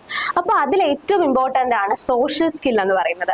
മറ്റുള്ളവരോട് സംസാരിക്കാനും മറ്റുള്ളവർ പറയുന്ന മനസ്സിലാക്കാനും ഒക്കെ ഒരു കുട്ടിക്ക് പറ്റണം. അപ്പോൾ ആസ് എ ടീച്ചർ നമ്മൾ ഏറ്റവും ഇമ്പോർട്ടൻ്റ് ആയിട്ട് ഒരു ലേണറിൽ അറിയേണ്ട ഒരു ക്യാരക്ടറിസ്റ്റിക്സ് ആണ് അവരുടെ സോഷ്യൽ ക്യാരക്ടറിസ്റ്റിക്സ്. ഇപ്പം നമ്മൾ കേട്ടിട്ടുണ്ട് ചില കുട്ടികൾ ക്ലാസ്സിലുള്ള ബാലൻസ് ഉള്ള സ്റ്റുഡൻസിനോട് മിണ്ടില്ല, ഒരു ഫ്രണ്ട്സ് ഗ്യാങ്ങിൽ തന്നെയാണെന്നൊക്കെ കേട്ടിട്ടുണ്ട്. അപ്പോൾ ആസ് എ ടീച്ചർ നമ്മൾ അതെല്ലാം എന്ത് ചെയ്യണം, അറിഞ്ഞിരിക്കണം. അടുത്തതാണ് അവരുടെ ഫിസിക്കൽ ക്യാരക്ടറിസ്റ്റിക്സ്. ചില കുട്ടികൾ നല്ല ഹെൽത്തി ആയിരിക്കും, ചില കുട്ടികൾ വളരെ വീക്ക് ആയിരിക്കും, ചില കുട്ടികൾ പ്രായം കൂടിയ കുട്ടികളായിരിക്കും. പ്രായം കൂടിയ ഇൻ ദ സെൻസ് ഇപ്പൊ 10ാം ക്ലാസ്സിൽ ഇരിക്കുന്നത് 14-15 വയസ്സുള്ള കുട്ടികളായിരിക്കും.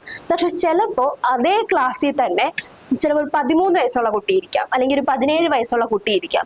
അപ്പോൾ ആ ഏജ്, അവരുടെ ഹെൽത്ത്, ഇങ്ങനത്തെ കാര്യങ്ങളൊക്കെ ഒരു ടീച്ചർ അറിഞ്ഞിരിക്കണം. എക്സ്പെഷ്യലി സ്കൂളുകളിലാവുമ്പോൾ, അതായത് ഓരോ ഏജിനനുസരിച്ചിട്ട് ഓരോ രീതിയിലാണ് അവരുടെ വളർച്ച. അപ്പോൾ ആ വളർച്ചയിൽ എന്ത് ചെയ്യാം, ഒരുപാട് സംഭവങ്ങളുണ്ട്. അതുകൊണ്ട് തന്നെ ഒരു ടീച്ചർ എന്ത് ചെയ്യണം, അവരുടെ ഫിസിക്കൽ ക്യാരക്ടറിസ്റ്റിക്സ് മനസ്സിലാക്കണം. ഇനി നമ്മൾ പഠിപ്പിക്കുന്നത് അഡോളസൻസ്, കൗമാരത്തിലുള്ള കുട്ടികളാണെങ്കിലോ അവരിലുണ്ടാകുന്ന ഫിസിക്കൽ ചേഞ്ച് ഒരു ഇതിനകത്ത് ഉണ്ടാവില്ല അല്ലെ. അത്രയും എന്താ പറയാ, ഹോർമോൺസ് ആയാലും ഒരുപാട് രീതിയിലുള്ള ഫിസിക്കൽ ചേഞ്ച് അവരിൽ ഉണ്ടാവുന്നുണ്ട്. അപ്പോൾ അത് കറക്റ്റായിട്ട് മനസ്സിലാക്കുക എന്ന് പറയുന്നത് ഒരു ടീച്ചറിനെ സംബന്ധിച്ചിടത്തോളം ഏറ്റവും ഇമ്പോർട്ടൻ്റ് ആയിട്ടൊരു സംഭവമാണ്. അടുത്തതാണ് moral and ethical characteristics. Moral and ethical characteristics. എന്താണ് മോറൽ ആൻഡ് എത്തിക്കൽ ക്യാരക്ടറിസ്റ്റിക്സ് കൊണ്ട് ഉദ്ദേശിക്കുന്നത്? ഈ ക്ലാസ്സിൽ അടി ഉണ്ടാക്കുന്ന കുട്ടികളെ നമ്മൾ കണ്ടിട്ടില്ലേ, അത് തന്നെയാണ്. അതായത് ഇവരുടെ ആ ഒരു രീതികൾ എങ്ങനെയാണ്. ഇപ്പൊ ഒരാളുടെ ഒരു പേന തെറിച്ചു പോയി, അത് അവർ എടുത്തു കൊടുക്കുന്ന ഒരു രീതി കാണും. ചിലര് കളഞ്ഞു പോയോന്ന് ചോദിച്ചാൽ നീ എന്തിനാ ഈ പേന എടുത്ത് എറിയുന്ന എപ്പോഴും എന്ന് ചോദിച്ചിട്ട് കൊടുക്കുന്ന പിള്ളേരുണ്ടാവും. അപ്പൊ ആ ഡിഫറൻസ് മനസ്സിലാക്കുക, അവരുടെ മോറൽ എത്തിക്കൽ സ്റ്റാൻഡേർഡ്സ് മനസ്സിലാക്കുക എന്ന് പറയുന്നത് വളരെ ഇമ്പോർട്ടന്റ് ആയിട്ടുള്ള ഒരു കാര്യമാണ്. അപ്പൊ എന്തൊക്കെയാണ് നമ്മൾ ലേണർ ക്യാരക്ടറിസ്റ്റിക്സിൽ പറഞ്ഞത്? എന്താണ് ലേണർ ക്യാരക്ടറിസ്റ്റിക്സിൽ നമ്മൾ പറഞ്ഞത്? അവരുടെ കൊഗ്നിറ്റീവ് ക്യാരക്ടറിസ്റ്റിക്സ് നമ്മൾ മനസ്സിലാക്കണം, അവരുടെ ഇമോഷണൽ ക്യാരക്ടറിസ്റ്റിക്സ് നമ്മൾ മനസ്സിലാക്കണം, social characteristics, physical and moral and ethical characteristics as A teacher നമ്മൾ എന്ത് ചെയ്തിരിക്കണം? മനസ്സിലാക്കിയിരിക്കണം. ഇനി നമ്മൾ പഠിക്കാൻ പോകുന്നത് ലേണർ റിലേറ്റഡ് ഫാക്ടേഴ്സ് ഉണ്ട് അല്ലെ. ഒരു ടീച്ചിങ്ങിനെ ഏറ്റവും കൂടുതൽ ബാധിക്കുന്ന ഒരു സംഭവമാണ് ലേണർ റിലേറ്റഡ് ആയിട്ട് നിൽക്കുന്ന ഫാക്ടേഴ്സ്. എന്തൊക്കെയാണ്? ഒന്ന്, ഇന്റലിജൻസ് ആൻഡ് ആപ്റ്റിറ്റ്യൂഡ്. നമ്മുടെ മുമ്പിലിരിക്കുന്ന സ്റ്റുഡൻസിന്റെ രീതികൾ അല്ലെ, അവരുടെ ഓരോരോ രീതികൾ ഉണ്ടാവും. നമുക്ക് അറിയാൻ പറ്റും അവരുടെ ഇന്റലിജൻസ് എങ്ങനെയാണ്, അല്ലെങ്കിൽ അവരുടെ ഒരു ആപ്റ്റിറ്റ്യൂഡ് എങ്ങനെയാണ്. അപ്പൊ നമ്മുടെ ടീച്ചിങ്ങിനെ ബാധിക്കുന്ന ഒരു ഇമ്പോർട്ടന്റ് ആയിട്ടുള്ള ഒരു ഫാക്ടർ ആണ് ലേണർ റിലേറ്റഡ് ഫാക്ടേഴ്സ്. നമ്മുടെ മുമ്പിലിരിക്കുന്ന ലേണർ നമ്മളുടെ ടീച്ചിങ്ങിനെ നന്നായി ബാധിക്കാം. അവരുടെ മോട്ടിവേഷൻ, അവരുടെ ഇൻട്രസ്റ്റ്, അവരുടെ അറ്റൻഷൻ, അവരുടെ റെഡിനെസ്, ഇതെല്ലാം എന്ത് ചെയ്യാം? ടീച്ചിങ്ങിനെ ബാധിക്കാം. അപ്പോൾ ടീച്ചിങ്ങിനെ ബാധിക്കുന്ന ഒരു ഇമ്പോർട്ടന്റ് ഫാക്ടറാണ് ഈ നമ്മൾ നേരത്തെ പറഞ്ഞ ലേണറിന്റെ ക്യാരക്ടറിസ്റ്റിക്സും അതേപോലെ ലേണറിൻ്റെതായിട്ടുള്ള രീതികളും. അത് മറന്നു പോകരുത്. വേറൊരു ഫാക്ടർ എന്തായിരിക്കാം നമ്മുടെ ടീച്ചിങ്ങിനെ ബാധിക്കുന്ന? Teaching related factors. നമ്മുടെ ടീച്ചിങ്ങുമായിട്ട് ബന്ധപ്പെട്ട് നിൽക്കുന്ന ഒരുപാട് സംഭവങ്ങൾ നമ്മുടെ ടീച്ചിങ്ങിനെ ബാധിക്കാം. ഈവൻ ദോ നമ്മൾ പണ്ടൊക്കെ പറയാറുണ്ട് ടീച്ചർ ഇന്ന് വീട്ടിൽ വഴക്കുണ്ടാക്കിയിട്ടാ വന്നേക്കുന്നത്, അതുകൊണ്ടാണ് ടീച്ചർ പറയുന്ന എല്ലാം ദേഷ്യത്തിൽ പറയുന്നതെന്ന് പറയാറുണ്ട് അല്ലേ. അപ്പോൾ ഒരു ടീച്ചർ പഠിപ്പിക്കാൻ വരുമ്പോൾ നിങ്ങളാരും ഓർക്കേണ്ട കാര്യം എന്താണ്? നമ്മുടെ മൂഡ്, നമ്മുടെ രീതികളൊക്കെ എന്ത് ചെയ്യുന്നുണ്ട്? നമ്മുടെ കുട്ടികൾ മനസ്സിലാക്കുന്നുണ്ട്. അപ്പോൾ ടീച്ചർ റിലേറ്റഡ് ആയിട്ടുള്ള ഫാക്ടേഴ്സ് എന്ന് പറയുമ്പോൾ സബ്ജക്റ്റിന്റെ അറിവ്, നമ്മൾ നേരത്തെ പറഞ്ഞതാണ് സബ്ജക്ട് മാസ്റ്ററി. എത്ര നന്നായി സബ്ജക്ട് നമുക്ക് അറിയാം എന്നുള്ളതൊരു ഇമ്പോർട്ടൻ്റ് ആയിട്ടുള്ള ഫാക്ടറാണ്.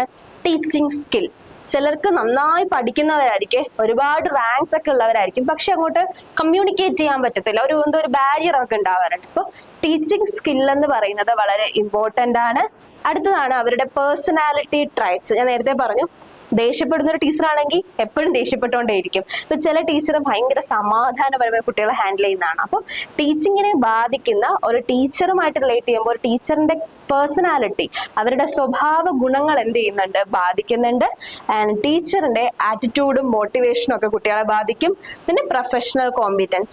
നമ്മുടെ പ്രൊഫഷനിൽ ഏറ്റവും അടിപൊളിയായിട്ടുള്ള ആൾക്കാരായിരിക്കണം. അതായത് നമുക്ക് ആ പ്രൊഫഷണൽ ടീച്ചിങ് എന്ന് പറയുന്ന പ്രൊഫഷണൽ നമ്മൾ കിടിലങ്ങളായിരിക്കണം എന്നാണ് പറയുന്നത്. അപ്പോൾ ടീച്ചിങ്ങിനെ അഫക്ട് ചെയ്യുന്ന രണ്ട് ഫാക്ടേഴ്സ് നമ്മൾ ഓൾറെഡി പറഞ്ഞു. ഒന്നാമത്തെന്ന് പറയുന്നത് ടീച്ചർ റിലേറ്റഡ് ഫാക്ടേഴ്സ് ആണ്. എന്താണ് ടീച്ചർ റിലേറ്റഡ് ഫാക്ടേഴ്സ് എന്ന് പറയുമ്പോൾ? ടീച്ചറിന്റെ പേഴ്സണാലിറ്റി, ടീച്ചറിന്റെ ആ ഒരു എന്താ പറയാ അറ്റൻഷൻ, അല്ലെങ്കിൽ ടീച്ചറിന്റെ ആറ്റിറ്റ്യൂഡ്സ്, ടീച്ചറുമായിട്ട് റിലേറ്റ് ചെയ്ത് നിൽക്കുന്നതാണ് ടീച്ചർ റിലേറ്റഡ് ഫാക്ടർ എന്ന് പറയുന്നത്. നമ്മൾ മുന്നേ ലേണർ ക്യാരക്ടറിസ്റ്റിക്സ് പഠിച്ചു. ആ ലേണറിന്റെ ക്യാരക്ടറിസ്റ്റിക്സും എന്ത് ചെയ്യുന്നുണ്ട്? നമ്മുടെ ടീച്ചിങ്ങിനെ ബാധിക്കുന്നുണ്ട്. ഓക്കെ, അടുത്തത് കണ്ടന്റ് റിലേറ്റഡ് ഫാക്ടേഴ്സ്. നമ്മുടെ ടീച്ചിങ്ങിനെ ബാധിക്കുന്ന മൂന്നാമത്തെ സംഭവമാണ് കണ്ടന്റ് റിലേറ്റഡ് ആയിട്ടുള്ള ഫാക്ടേഴ്സ്. നമ്മൾ ഇന്ന് എടുത്തുകൊണ്ടിരിക്കുന്ന സബ്ജക്റ്റ് എന്താണ്, ആ സബ്ജക്റ്റിന്റെ റിലവൻസ് എന്താണ്, അത് എങ്ങനെ ഓർഗനൈസ് ചെയ്തിരിക്കുന്നു, ഇതൊക്കെ എന്ത് ചെയ്യാം? നമ്മുടെ ടീച്ചിങ്ങിനെ ബാധിക്കാം എന്നാണ് പറയുന്നത്. ഇപ്പൊ ഞാൻ എടുക്കുന്ന ടീച്ചിങ് ആപ്റ്റിറ്റ്യൂഡ് നിങ്ങൾക്ക് മനസ്സിലാവുന്നുണ്ടാവും. ഒരുപാട് റിപ്പീറ്റേഷനുള്ള സെയിം കണ്ടന്റ് തന്നെ റിപ്പീറ്റ് ചെയ്ത് വരുന്ന ഒരു സംഭവമാണ് ഈ ഒരു മൊഡ്യൂള്. നിങ്ങൾക്ക് മനസ്സിലായിട്ടുണ്ടാവും. അപ്പൊ എന്താണ് ആ കണ്ടന്റ് എന്ന് പറയുന്നത്? വളരെ ഇമ്പോർട്ടന്റ് ആണ് നമ്മൾ മനസ്സിലാക്കേണ്ടത്. അപ്പോൾ നമ്മൾ എടുക്കുന്ന ഇപ്പൊ ഞാൻ ഭയങ്കര ഇൻട്രസ്റ്റിംഗ് ആയിട്ട് നിങ്ങൾക്ക് ഒരു ടോപ്പിക് എടുക്കുകയാണെങ്കിൽ, ഇപ്പൊ എന്തെങ്കിലും ലൈഫ് സ്കില്ലോ സോഫ്റ്റ് സ്കില്ലോ ഒക്കെ ഞാൻ നിങ്ങൾക്ക് എടുക്കുകയാണെങ്കിൽ എന്താ പറയാ കണ്ടന്റ് നിങ്ങൾക്ക് ഭയങ്കരമായിട്ട് ചിലപ്പോൾ കിട്ടും. അപ്പോൾ എന്താണ് നമ്മൾ എടുക്കുന്ന ആ കാര്യങ്ങളിലെ നമ്മൾ പറഞ്ഞു കൊടുക്കുന്ന അല്ലെങ്കിൽ നമ്മുടെ കുട്ടികൾക്ക് മനസ്സിലാക്കി കൊടുക്കുന്ന ആ കോൺസെപ്റ്റിന്റെ കണ്ടന്റ് മനസ്സിലാക്കുക എന്ന് പറയുന്നത് ടീച്ചിങ്ങിനെ ബാധിക്കുന്ന ഒരു ഇമ്പോർട്ടന്റ് ഫാക്ടറാണ്. അടുത്തതായി ടീച്ചിങ്ങിനെ ബാധിക്കുന്ന ഒരു ഇമ്പോർട്ടന്റ് ആയ ഒരാളുണ്ട്. ആരാ? എൻവയോൺമെന്റൽ ഫാക്ടേഴ്സ്. പണ്ട് സ്കൂളിൽ പഠിക്കുമ്പോൾ എന്താണ്, മഴ പെയ്താൽ ടീച്ചർ പഠിപ്പിക്കല്ലേ എന്ന് നമ്മൾ പ്രാർത്ഥിക്കും അല്ലേ. ടീച്ചിങ്ങിനെ ബാധിക്കുന്ന അടുത്ത ഫാക്ടർ എൻവയോൺമെന്റൽ ഫാക്ടറാണ്. അതായത് ക്ലൈമറ്റ്. നമ്മൾ മഴ പെയ്യുകയാണെങ്കിൽ സ്റ്റുഡൻസ് എല്ലാം പറയും ടീച്ചറെ കേൾക്കാൻ വയ്യ നമ്മൾ പറയും, എന്തിനാ പഠിപ്പിക്കാതിരിക്കാൻ. അപ്പോൾ ടീച്ചിങ്ങിൽ ബാധിക്കുന്ന ഒരു ഫാക്ടറാണ് ഫിസിക്കൽ എൻവയോൺമെന്റ്. അതായത് ഈ മഴ പെയ്യുന്നത്, അല്ലെങ്കിൽ ഭയങ്കര വെയില്, അല്ലെങ്കിൽ എന്താണ് പുറത്തുള്ള ശബ്ദം, ഈ കൺസ്ട്രക്ഷൻ വർക്കൊക്കെ നടക്കുന്നുണ്ടെങ്കിൽ അത്, അല്ലെങ്കിൽ സൈക്കോളജിക്കൽ ആയിട്ടുള്ള എൻവയോൺമെന്റ്. ടീച്ചർ ഭയങ്കര ചൂടായിട്ടോ ടീച്ചറാണെങ്കിൽ നമ്മൾ എന്താ ശബ്ദം പോലും ഇതാക്കാതെ നമ്മളിങ്ങനെ എഴുതിക്കൊണ്ടേയിരിക്കും. അതായത് കുട്ടികളെ വളരെ സപ്പോർട്ടീവ് ആയിട്ട് ടീച്ചറാണെങ്കിലോ ചിലപ്പോൾ ചില ഒച്ചകളൊക്കെ പുറത്തു വരും. അപ്പോൾ നമ്മുടെ സൈക്കോളജിക്കൽ ആയിട്ടുള്ള എൻവയോൺമെന്റ്, നമ്മുടെ ഫിസിക്കൽ എൻവയോൺമെന്റ് ഒക്കെ നമ്മളെ ബാധിക്കുന്നുണ്ട്. അതേപോലെ ഇൻസ്റ്റിറ്റ്യൂഷണൽ സപ്പോർട്ട്. ചില ഇൻസ്റ്റിറ്റ്യൂഷൻസ് എന്നൊക്കെ പറഞ്ഞാൽ കുട്ടികൾക്ക് ഒരുപാട് വർക്ക് കൊടുക്കും അല്ലെ, ഹോംവർക്ക് കൊടുക്കും, അതേപോലെ തന്നെ വേറെ കുറെ വർക്കുകൾ കൊടുക്കും. അതേപോലെ ടീച്ചേഴ്സിനും അങ്ങനെയാണ്, ഇടയ്ക്ക് സബ്സ്റ്റിറ്റ്യൂഷൻസ് ഇടും, വേറെ വർക്കുകൾ കൊടുക്കും, അക്കാഡമിക് വർക്ക് കൊടുക്കും, വേറെ എക്സ്ട്രാ കരിക്കുലർ വർക്ക്സ് കൊടുക്കും. അപ്പോൾ ഈ പറയുന്ന ഇൻസ്റ്റിറ്റ്യൂഷണൽ സപ്പോർട്ട് ടീച്ചിങ്ങിനെ ബാധിക്കുന്ന ഒരു ഇമ്പോർട്ടൻ്റ് ആയിട്ട് സംഭവമാണ് ഇൻസ്റ്റിറ്റ്യൂഷണൽ സപ്പോർട്ട് എന്ന് പറയുന്നത്. നമ്മുടെ ഇൻസ്റ്റിറ്റ്യൂഷൻ നമ്മളെ സപ്പോർട്ട് ചെയ്യുന്നതാണെങ്കിൽ ടീച്ചിങ്ങും അത്രയും അടിപൊളിയായിരിക്കും എന്നാണ് പറയുന്നത്. അപ്പോൾ ഇത്രയാണ് ടീച്ചിങ്ങിനെ ബാധിക്കുന്ന കുറച്ച് ഫാക്ടേഴ്സ്. നമ്മൾ ആദ്യം പറഞ്ഞത് ലേണർ റിലേറ്റഡ് ആയിട്ടുള്ള ക്യാരക്ടറിസ്റ്റിക്സ് നമ്മളെ ടീച്ചിങ്ങിനെ ബാധിക്കും. നമ്മുടെ മുമ്പിലിരിക്കുന്ന സ്റ്റുഡൻസിന്റെ എന്താണ് ക്യാരക്ടറിസ്റ്റിക്സ്, അവരുടെ ആറ്റിറ്റ്യൂഡ്സ്, വാല്യൂസ് ഒക്കെ ടീച്ചിങ്ങിനെ ബാധിക്കുന്നുണ്ട്. അതേപോലെ നമ്മൾ രണ്ടാമത് പറഞ്ഞാണ് ടീച്ചർ റിലേറ്റഡ് ഫാക്ടേഴ്സ് അല്ലെ. ആസ് എ ടീച്ചർ നമ്മൾ നിൽക്കുമ്പോൾ നമ്മുടെ പേഴ്സണാലിറ്റി ബാധിക്കുന്നുണ്ട്, നമ്മുടെ രീതികൾ നമ്മളെ ബാധിക്കുന്നുണ്ട്, നമ്മളെയും നമ്മുടെ സ്റ്റുഡൻസിനെയും ബാധിക്കുന്നുണ്ട്. ആൻഡ് തേർഡ് വൺ നമ്മൾ പറഞ്ഞത് കണ്ടന്റ് റിലേറ്റഡ് അല്ലെ. നമ്മൾ ഒരു കണ്ടന്റ് എടുക്കുന്ന സമയത്ത് ആ കണ്ടന്റിനെ പറ്റി നല്ല ബോധം നമുക്ക് ഉണ്ടാവണം. അപ്പോൾ കണ്ടന്റ് റിലേറ്റഡ് ആയിട്ടുള്ള ഫാക്ടേഴ്സ് ഉണ്ടാവും. ആൻഡ് ഫൈനലി എൻവയോൺമെന്റൽ ഫാക്ടേഴ്സ്. നമ്മൾ ഇരിക്കുന്ന ആ ഒരു സാഹചര്യം, സ്കൂള് ഒരു ഒച്ചയുള്ള സ്ഥലത്താണ് അല്ലെങ്കിൽ ഭയങ്കര ട്രാഫിക് ഒക്കെ ഉള്ള ഒരു സ്ഥലത്താണെങ്കിൽ എങ്ങനെ ഉണ്ടാവും, വളരെ ബുദ്ധിമുട്ടായിരിക്കും കുട്ടികൾ കോൺസെൻട്രേറ്റ് ചെയ്യാൻ. അപ്പോൾ എൻവയോൺമെന്റൽ ഫാക്ടേഴ്സും എന്ത് ചെയ്യുന്നുണ്ട്, നമ്മുടെ ടീച്ചിങ്ങിനെ ബാധിക്കുന്നുണ്ട്. ഓക്കെ, നമ്മൾ അടുത്തതായിട്ട് പറയാൻ പോകുന്നതും വളരെ ഇമ്പോർട്ടൻ്റ് ആയിട്ടുള്ള ഒരു കോൺസെപ്റ്റ് ആണ് മെത്തേഡ് ഓഫ് ടീച്ചിങ്. ഈ മെത്തേഡ് ഓഫ് ടീച്ചിങ് എന്ന് പറയുമ്പോഴത്തേക്കും എക്സാമിന്, നമ്മളുടെ HSSTയുടെ എക്സാമിന് ഏറ്റവും ഇമ്പോർട്ടൻ്റ് ആയിട്ട് ചോദിക്കുന്ന, ഇത്രയും നേരം ഞാൻ പറഞ്ഞതിൽ നിന്നും വളരെ ഡിഫറെൻ്റ് ആയിട്ട് എന്താണ് എക്സാമിന് ഏറ്റവും കൂടുതൽ ചോദിച്ച് കണ്ടിട്ടുള്ള ഒരു ഏരിയയാണ് മെത്തേഡ് ഓഫ് ടീച്ചിങ് എന്ന് പറയുന്നത്. എന്താണ് മെത്തേഡ് ഓഫ് ടീച്ചിങ്? നിങ്ങൾക്കറിയാം, പഠിപ്പിക്കുന്ന രീതി അത് തന്നെയാണ്. അതായത് നമ്മൾ എന്തൊക്കെ പ്രൊസീജിയറുകൾ ഉപയോഗിച്ചുകൊണ്ടാണ്, അതായത് systematic procedure or strategy used by teachers to facilitate learning. നമ്മൾ എന്തൊക്കെ രീതികൾ ഉപയോഗിച്ചുകൊണ്ടാണ്, അതായത് നമ്മൾ എങ്ങനെയൊക്കെയാണ് നമ്മുടെ കുട്ടികളെ, നമ്മുടെ സ്റ്റുഡൻസിനെ നമ്മൾ പഠിപ്പിക്കുന്നതെന്ന് പറയുന്നതാണ് മെത്തേഡ്സ് ഓഫ് ടീച്ചിങ് കൊണ്ട് ഉദ്ദേശിക്കുന്നത്. ഏറ്റവും കൂടുതൽ HSSTയുടെ എക്സാമിന് ചോദിച്ചിട്ടുള്ളതും ഈ പറയുന്ന മെത്തേഡ് ഓഫ് ടീച്ചിങ് കോൺസെപ്റ്റിൽ നിന്നാണ്. എന്താണ് മെത്തേഡ് ഓഫ് ടീച്ചിങ്ങിലുള്ളത്?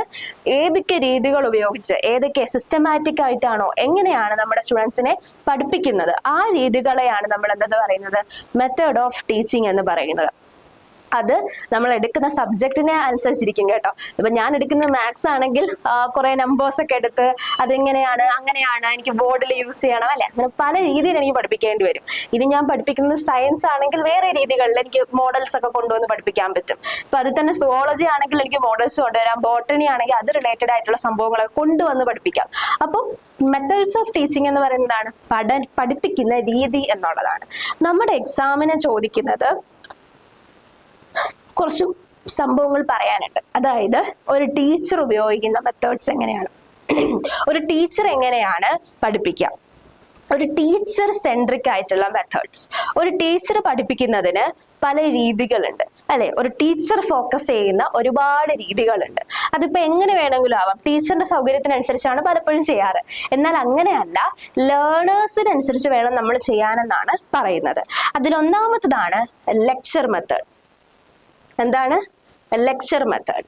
നമ്മൾ പറയാം ലെക്ചർ അടിക്കാന്ന് പറയും അല്ലെ, അത് തന്നെയാണ്. അതായത് ഒരു വലിയ സ്റ്റുഡൻറ് ഗ്രൂപ്പിന് നമ്മൾ വെർബലി എന്ത് ചെയ്യുന്നു, ക്ലാസ് എടുക്കുന്നു. അതായത് ടീച്ചർ എന്നിട്ട് വലിയ വലിയ കോൺസെപ്റ്റുകൾ പറയുന്നു. അത് തന്നെയാണ് ലെക്ചർ മെത്തേഡ് എന്ന് പറയുന്നത്. ഒരു വലിയ ക്ലാസ്സിലൊക്കെ ഒരു തിയററ്റിക്കൽ സബ്ജക്റ്റ് നമ്മൾ എന്ത് ചെയ്യുന്നു, പറയുന്നു. നമുക്കറിയുന്നത് തന്നെയാണ് ലെക്ചറിങ് മെത്തേഡ്. അപ്പോൾ ഒരു ടീച്ചർ സെൻട്രിക് ആയിട്ടുള്ള ഒരു മെത്തേഡാണ് ലെക്ചറിങ് മെത്തേഡ് എന്ന് പറയുന്നത്. ഇതിന്റെ അഡ്വാൻറ്റേജ് എന്ന് പറഞ്ഞാൽ ഭയങ്കര കോസ്റ്റ് എഫക്റ്റീവ് ആണ്, കണ്ടന്റ് ക്വിക്കായിട്ട് പോകും. അതായത് പോർഷൻസ് ഒക്കെ അത് പറക്കും അല്ലെ. ടീച്ചേഴ്സ് നമുക്കറിയാം, നമ്മൾ ഒന്ന് നോക്കുമ്പോഴത്തേക്ക് ഒരു മൊഡ്യൂളൊക്കെ തീരും. അപ്പൊ അത് തന്നെയാണ് ലെക്ചറിങ് മെത്തേഡിന്റെ പ്രത്യേകത. പക്ഷെ ഇതിന്റെ ഒരു പ്രോബ്ലം, ലിമിറ്റേഷൻ എന്ന് പറയുന്നത് ഇതൊരു പാസീവ് ലേണിംഗ് ആയിപ്പോ. കുട്ടികൾക്ക് കിട്ടണമെന്നൊന്നുമില്ല, ടീച്ചർ എന്തോ പറയുന്നു പോകുന്നു എന്നല്ല. പിന്നെ സ്റ്റുഡൻസിന്റെ ഒരു പാർട്ടിസിപ്പേഷൻ ഉണ്ടാവാറേ ഇല്ല, ലിമിറ്റഡ് എന്നല്ല, ഉണ്ടാവാറേ ഇല്ല അല്ലേ. ടീച്ചർ നിന്നങ്ങ് ഘോരം പറയും, നമ്മൾ കേൾക്കും. അപ്പൊ അതാണ് ഒന്നാമത്തെ മെത്തേഡ്. എന്താണ് ആ method? Lecturing method, which is A teacher centric method. ഒരു ടീച്ചറിന്റെ പെർസ്പെക്റ്റീവിൽ നിന്നുകൊണ്ട് ടീച്ചർ പഠിപ്പിക്കുമ്പോഴാണ് ലെക്ചറിങ് മെത്തേഡ് ഉള്ളത്. അടുത്തതാണ് ഡെമോൺസ്ട്രേഷൻ മെത്തേഡ്. ഇപ്പൊ ഞാൻ നിങ്ങളുടെ അടുത്ത് പറഞ്ഞു, ടീച്ചർ എന്ത് ചെയ്യാണ്, ഒരു ടാസ്ക് ചെയ്ത് പഠിപ്പിക്കുകയാണ്. അല്ലെങ്കിൽ ഇപ്പൊ സയൻസോ ആർട്സോ പോലത്തെ സബ്ജക്റ്റുകളാണെങ്കിൽ ടീച്ചറിന് അത് നിങ്ങളുടെ മുമ്പിൽ ഡെമോൺസ്ട്രേറ്റ് ചെയ്യുക അല്ലെ, പ്രസന്റ് ചെയ്ത് കാണിക്കാം. അതാണ് ഡെമോൺസ്ട്രേഷൻ മെത്തേഡ് എന്ന് പറയുന്നത്. ഇപ്പോൾ ഞാൻ നിങ്ങളെ ഹാർട്ടിനെ കുറിച്ച് പഠിപ്പിക്കുകയാണെങ്കിൽ എനിക്കൊരു മോഡൽ ഹാർട്ടൊക്കെ കൊണ്ടുവന്ന് ഇതാണ് ഹാർട്ട്, ഹാർട്ടിന്റെ ചേമ്പേഴ്സ് ഇങ്ങനെയൊക്കെയാണെന്നൊക്കെ എനിക്ക് പറയാൻ പറ്റും. അതാണ് ഡെമോൺസ്ട്രേഷൻ മെത്തേഡ് എന്ന് പറയുന്നത്. നമ്മൾ സയൻസ്, ആർട്സ്, വൊക്കേഷണൽ സബ്ജക്റ്റുകളിലൊക്കെയാണ് ഈ പറയുന്ന ഡെമോൺസ്ട്രേഷൻ മെത്തേഡ് നമ്മൾ ഉപയോഗിക്കുന്നത്. ഇതിന്റെ അഡ്വാൻറ്റേജ് എന്താണ്? ഒരു വിഷ്വൽ ലേണിംഗ് ആണ് ഇവിടെ അല്ലെ. നമ്മുടെ സ്റ്റുഡൻസിന് അത് കണ്ടു പഠിക്കുകയാണ്. ഇപ്പൊ പണ്ടൊക്കെ നമ്മൾ സ്കൂളിൽ പഠിക്കുമ്പോൾ ടീച്ചേഴ്സ് നമ്പർ ചാർട്ട്സ് ഒക്കെ കൊണ്ടുവന്ന് പഠിപ്പിക്കുമ്പോൾ നമുക്ക് ഭയങ്കര ഇൻട്രസ്റ്റ് ആണ്. അപ്പൊ ഒരു വിഷ്വൽ ലേണിംഗ് ഉണ്ട്. അതേപോലെ തന്നെ ഭയങ്കര കോംപ്ലക്സ് ആയിട്ടുള്ള കാര്യങ്ങളൊക്കെ പറയുമ്പോൾ ഒരു സംഭവം ചെയ്ത് പഠിക്കുകയൊക്കെ ചെയ്യുമ്പോൾ, ഒരു എക്സ്പെരിമെന്റ് ചെയ്ത് പഠിക്കുമ്പോൾ നമുക്ക് വളരെ ഇൻട്രസ്റ്റിംഗ് ആയിരിക്കും. അപ്പോൾ അതൊരു ഇമ്പോർട്ടൻ്റ് ആയിട്ടുള്ള ഒരു അഡ്വാൻറ്റേജ് ആണ്. ലിമിറ്റേഷൻ എന്താണ്? ടൈം കൺസ്യൂമിങ്, പോർഷൻ തീർക്കാൻ പറ്റില്ല കേട്ടോ. അതായത് നല്ല സമയം പോവും. അതേപോലെ തന്നെ അവിടെ നല്ല പ്രിപ്പറേഷനും അതേപോലെ എക്യുപ്മെന്റുകളും വേണം. നല്ല രീതിയിലുള്ള എക്യുപ്മെന്റ്സ് യൂസ് ചെയ്തില്ലെങ്കിൽ ഇതും ഫുൾ കൊളാവാനുള്ള ചാൻസ് ഉണ്ട് അല്ലേ. അപ്പോൾ ഡെമോൺസ്ട്രേഷൻ മെത്തേഡ് എന്ന് പറയുന്നത് ഒരു ടീച്ചർ എന്ത് ചെയ്യും, ഡെമോൺസ്ട്രേറ്റ് ചെയ്ത് പഠിപ്പിക്കും എന്നുള്ളത് മനസ്സിലാക്കുക. ആൻഡ് നെക്സ്റ്റ് മെത്തേഡാണ് അതോറിറ്റി മെത്തേഡ്. ഒന്നുമില്ല, ഒരു ടീച്ചർ അങ്ങോട്ട് അതോറിറ്റി ആവും, എന്ന് അങ്ങ് പറയും, അതങ്ങനെ ചെയ്യൂ, ഇതങ്ങനെ ചെയ്യൂ, മറ്റത് ചെയ്യൂ, അങ്ങനെ അങ്ങനെ അങ്ങനെ അങ്ങനെ അങ്ങനെ പറയും. ഒരു ട്രഡീഷണൽ മെത്തേഡ് ഓഫ് ടീച്ചിങ്, നമ്മൾ ഈ പറയുന്ന ചാക്കോ മാഷിന്റെ ഒക്കെ ടീച്ചിങ് മെത്തേഡ് ഈ അതോറിറ്റിയാണ്. അതായത് ഒരു ട്രഡീഷണൽ അല്ലെങ്കിൽ ഒരു ഡിസിപ്ലിൻഡ് ലേണിംഗ് സെറ്റപ്പ് ആണ്. കുട്ടികളോട് പറയും, നിങ്ങൾ ഇതൊക്കെ ചെയ്യൂ, നമുക്കിതൊക്കെ ചെയ്യാം എന്ന് പറയും. അല്ലാതെ കുട്ടികളുടെ ഒരു ഫീഡ്ബാക്ക് എടുക്കുകയോ അങ്ങനെ ഒന്നും ഉണ്ടാവണം എന്ന് ഇല്ല. ഇതാണ് മെത്തേഡ് ഓഫ് ടീച്ചിങ്ങിൽ ഒന്നാമത്തെ കോൺസെപ്റ്റ്. എന്താണ് നമ്മൾ പറഞ്ഞത്? ടീച്ചർ സെൻട്രിക് മെത്തേഡ്സ് ആണ്. ടീച്ചർ സെൻട്രിക് ആയിട്ടുള്ള ഒന്നാമത്തെ മെത്തേഡ് ലെക്ചർ മെത്തേഡ്, രണ്ടാമത്തത് ഡെമോൺസ്ട്രേഷൻ മെത്തേഡ്, മൂന്നാമത്തത് അതോറിറ്റി മെത്തേഡ്.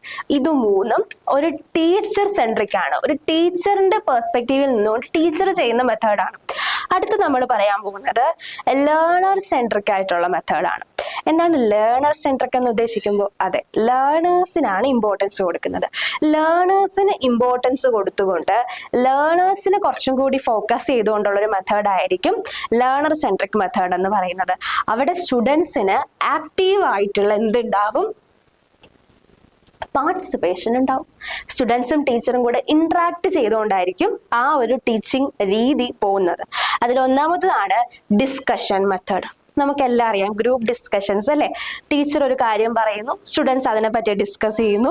അപ്പൊ എന്തെങ്കിലും ഇവർ ചിന്തിക്കും, ഇത് ഇങ്ങനെയാണോ ചെയ്യേണ്ടത്, അല്ലെങ്കിൽ അത് അങ്ങനെ ചെയ്താൽ ശരിയാവില്ലല്ലോ, ഇത് കുറച്ചും കൂടി ഇങ്ങനെ ആയാലായിരിക്കും നല്ലത്. ഇപ്പൊ ഒരു കവിത പഠിപ്പിക്കുകയാണെങ്കിൽ ആ കവിതയുടെ വേരിയസ് പെർസ്പെക്റ്റീവ് ഒരു ടീച്ചർ ചോദിക്കുകയാണെങ്കിൽ കുട്ടി അത് കേട്ടിട്ട് അതെങ്ങനെയാണോ ഇതിങ്ങനെയാണോ എന്ന് കുട്ടി പഠിക്കുന്ന ഒരു രീതിയാണ് ഡിസ്കഷൻ മെത്തേഡ് എന്ന് പറയുന്നത്. ഇതിന്റെ ഏറ്റവും വലിയൊരു അഡ്വാൻറ്റേജ് എന്ന് പറയുന്നത് ഇത് കുട്ടികൾ നല്ല ഇന്ററാക്ഷൻസും അണ്ടർസ്റ്റാൻഡിങ്, അവര് ആ കോൺസെപ്റ്റ് മറക്കൂല. കാര്യം എന്താണ്? ടീച്ചർ അത്രയും എഫേർട്ട് എടുത്ത് ഡിസ്കസ് ചെയ്തതാണ് അല്ലേ. അപ്പൊ നല്ല അണ്ടർസ്റ്റാൻഡിങ് ഉണ്ടാക്കാൻ ഈ പറയുന്ന എന്ത് നമ്മളെ സഹായിക്കും? ഡിസ്കഷൻ മെത്തേഡ് സഹായിക്കും. ഇതിന്റെ ലിമിറ്റേഷൻ എന്ന് പറയുന്നത് ടൈം ആൻഡ് ക്ലാസ് കൺട്രോൾ എന്നുള്ളതാണ്. ഒരുപാട് സമയം പോവും, നല്ല ബഹളം വരുമല്ലേ ക്ലാസ്സിൽ. ടീച്ചറിന്റെ കയ്യിൽ ചിലപ്പോൾ സ്റ്റുഡൻസ് നിൽക്കണമെന്നില്ല, ഡിസ്കസ് ചെയ്ത് വേറെ കാര്യങ്ങളൊക്കെ പറയാൻ വേണ്ടി പോയെന്നൊക്കെ വരാം. അപ്പൊ ഇതും എന്താണ്?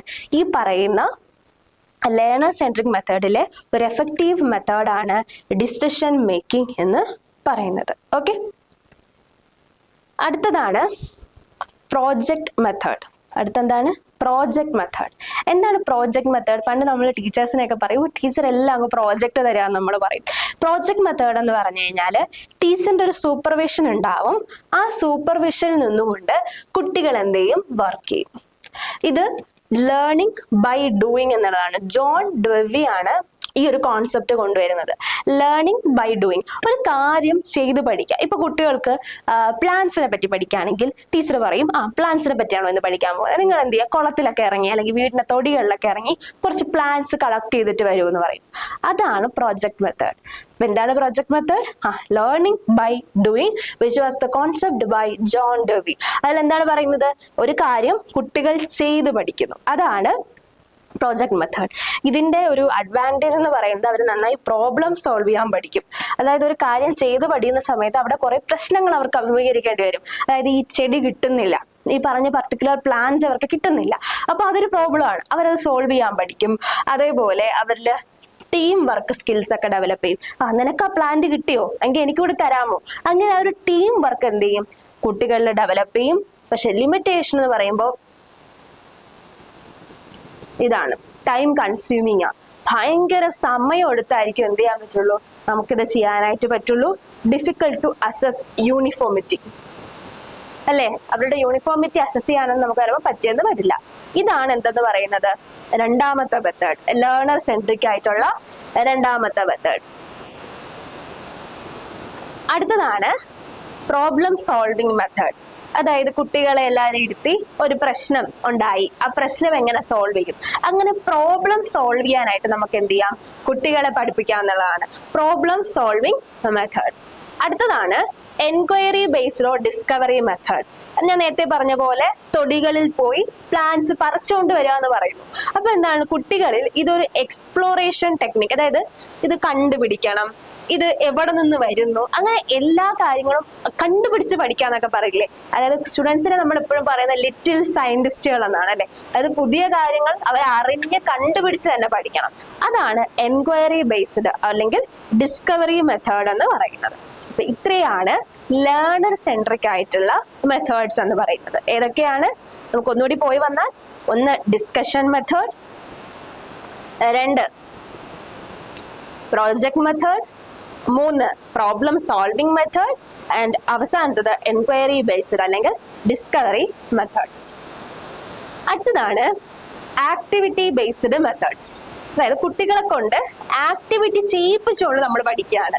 അതിലൊന്നാമതാണ് എക്സ്പെരിമെന്റൽ ലേണിംഗ്. എക്സ്പെരിമെന്റൽ ലേണിംഗ് എന്ന് പറയുമ്പോൾ എന്താണ്, ടീച്ചർ എന്തെങ്കിലും കെമിക്കൽസിന്റെ റിയാക്ഷൻ പഠിപ്പിക്കുന്ന സമയത്ത് അത് ക്ലാസ്സിൽ കൊണ്ടുവന്ന് ചെയ്യില്ലേ, അതാണ് എക്സ്പെരിമെന്റൽ മെത്തേഡ്. നമുക്ക് ഇന്നൊരു എക്സ്പെരിമെന്റ് ചെയ്ത് നോക്കാം എന്ന് പറഞ്ഞ് ടീച്ചർ അത് ക്ലാസ്സിൽ ചെയ്തുകൊണ്ട് കുട്ടികൾക്ക് പറഞ്ഞു കൊടുക്കുകയാണെങ്കിൽ അതാണ് എക്സ്പെരിമെന്റൽ മെത്തേഡ് എന്ന് പറയുന്നത്. അടുത്തതാണ് പ്ലേ വേ മെത്തേഡ്. അതായത് കുഞ്ഞു കുട്ടികളില്ലേ, അവിടെ നമ്മൾ ആക്ഷൻ സോങ് ഒക്കെ പഠിപ്പിക്കുന്ന ഒരു രീതിയില്ലേ, ടീച്ചർ ചെയ്ത് ടീച്ചർ കാണിച്ചു കൊടുത്ത്, അതാണ് പ്ലേ വേ മെത്തേഡ് എന്ന് പറയുന്നത്.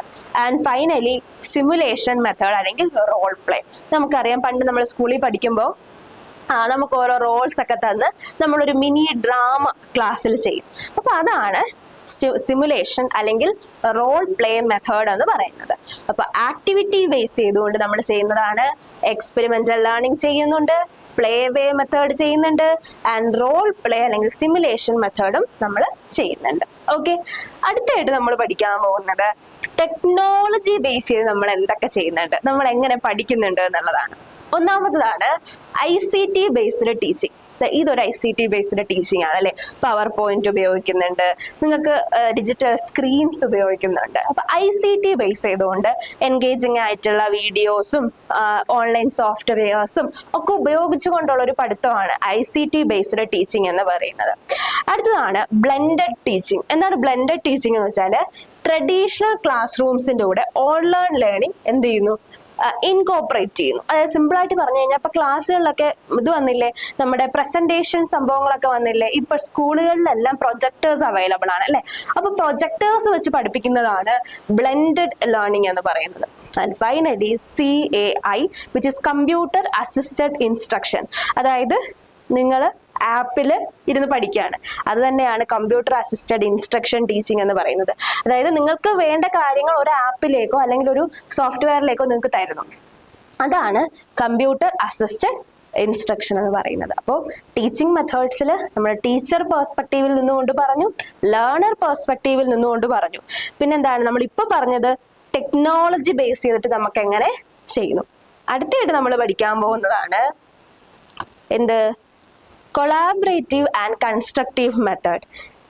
ടീച്ചർമാർക്ക് കുട്ടികളെ കൊളാബ് ചെയ്തുകൊണ്ട്, നമ്മളിപ്പോൾ ഇൻസ്റ്റയിലൊക്കെ സ്ഥിരം ഉപയോഗിക്കുന്ന വാക്കാണല്ലോ കൊളാബറേഷൻ, അത് തന്നെയാണ്. കുട്ടികളെയും കൂടി ഇൻക്ലൂഡ് ആക്കിക്കൊണ്ട് പഠിപ്പിക്കാൻ പറ്റും. അതിലൊന്നാമതാണ് കോപ്പറേറ്റീവ് ലേണിംഗ്. കോപ്പറേറ്റീവ് ലേണിംഗ് എന്ന് പറയുമ്പോഴത്തേക്കും കുഞ്ഞുങ്ങൾക്ക് ഒരു കാര്യം പഠിക്കണമെങ്കിൽ എന്ത് ചെയ്യാം, അവരെ ടീമായിട്ട് ഇരുത്തി ഗ്രൂപ്പ് ഡിസ്കഷൻ കൊടുക്കാം. അതൊരു ഇമ്പോർട്ടൻ്റ് ആയൊരു മെത്തേഡാണ്. ഇല്ലെങ്കിൽ രണ്ട് കുട്ടികളെ വിളിച്ച് വീട്ടിൽ പോയി ഈ കോൺസെപ്റ്റ് പഠിച്ചിട്ട് വരൂ, നാളെ നിങ്ങൾ വേണം ക്ലാസ് എടുക്കാനെന്ന് പറയുന്നു. അങ്ങനെ കുട്ടികളെ കൂടി ഇൻവോൾവ് ആക്കിക്കൊണ്ട് എന്ത് ചെയ്യാം, ടീച്ചറിന് ലേണിംഗ് പ്ലാൻ ചെയ്യാം. അതായത് ഒരു 10 സ്റ്റുഡൻസിനെ എടുത്തൊരു ഗ്രൂപ്പാക്കി ടീച്ചറും ആ സ്റ്റുഡൻസിന്റെ ഗ്രൂപ്പിൽ ഭാഗമായി ഈ കുട്ടികളുടെ അടുത്ത് പോയൊരു കോൺസെപ്റ്റ് പഠിച്ചിട്ട് വരാൻ പറയുന്നു. എന്നിട്ട് എന്ത് ചെയ്യുന്നു, ക്ലാസ്സിൽ ഡിസ്കസ് ചെയ്യുന്നു. അതാണ് കോപ്പറേറ്റീവ് ലേണിംഗ് എന്ന് പറയുന്നത്. രണ്ടാമത്താണ് പിയർ ടീച്ചിങ്. നമുക്കറിയാം എക്സാമിന്റെ സമയമാകുമ്പോൾ എല്ലാ കോൺസെപ്റ്റും പറഞ്ഞു തരുന്ന ഒരു ഫ്രണ്ട് നമുക്ക് ഉണ്ടാവും അല്ലെ. അതേപോലെ പിയർ ടീച്ചിങ് ഉപയോഗിക്കാന്നാ പറയുന്നത്. സുഹൃത്തുക്കൾ പരസ്പരം പറഞ്ഞു കൊടുക്കുക. ഇപ്പൊ നന്നായി പഠിക്കുന്ന ഒരു കുട്ടിയുണ്ട്, പഠനത്തിൽ കുറച്ച് പിറകിലേക്ക് നിൽക്കുന്ന ഒരു സ്റ്റുഡന്റ് ഉണ്ടെങ്കിൽ എന്ത് ചെയ്യാം, ഈ മുന്നിൽ നിൽക്കുന്ന കുട്ടീനെയും ഈ പിന്നിൽ നിൽക്കുന്ന കുട്ടീനെയും കൂടെ ഒരു ഗ്രൂപ്പാക്കി അവർക്ക് എന്ത് ചെയ്യാം, പിയർ ടീച്ചിങ് ചെയ്യാം. അതായത് അവർക്ക് അറിയാത്ത കോൺസെപ്റ്റുകൾ പറഞ്ഞു കൊടുക്കുക, അങ്ങനത്തെയൊക്കെ പരിപാടികൾ അവിടെ നോക്കാം.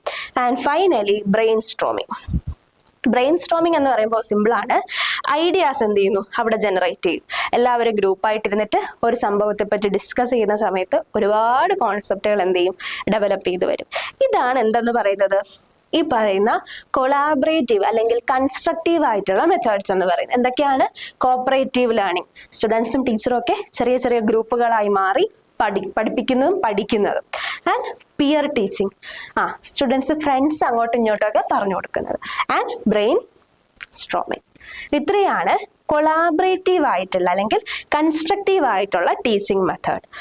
അടുത്തതാണ് മോഡേൺ ടീച്ചിങ് മെത്തേഡ്. എന്താണ് മോഡേൺ ടീച്ചിങ് മെത്തേഡ്സ് എന്ന് പറയുമ്പോൾ അതിൽ ഒന്നാമതാണ് flipped classroom. Okay, flipped classroom പറയുന്നതിന് മുമ്പ് എന്താണ് ഈ പറയുന്ന മോഡേൺ അല്ലെങ്കിൽ ഇന്നോവേറ്റീവ് ആയിട്ടുള്ള മെത്തേഡ് എന്ന് പറയാം. സിമ്പിളായി പറഞ്ഞാൽ ഇത്രയേ ഉള്ളൂ, പുതിയ രീതികൾ നമ്മൾ കൊണ്ടുവരികയാണ്. ടീച്ചറിന് എന്തെങ്കിലുമൊക്കെ കാര്യങ്ങൾ ഡിസ്കവർ ചെയ്തുകൊണ്ട് വന്നു, നമ്മൾ ക്ലാസ്സിൽ ഒന്ന് ട്രൈ ചെയ്ത് നോക്കാം, ചിലപ്പോൾ ഇത് വർക്ക് ആവാൻ ചാൻസ് ഉണ്ട് എന്ന് ടീച്ചറിന് തോന്നി.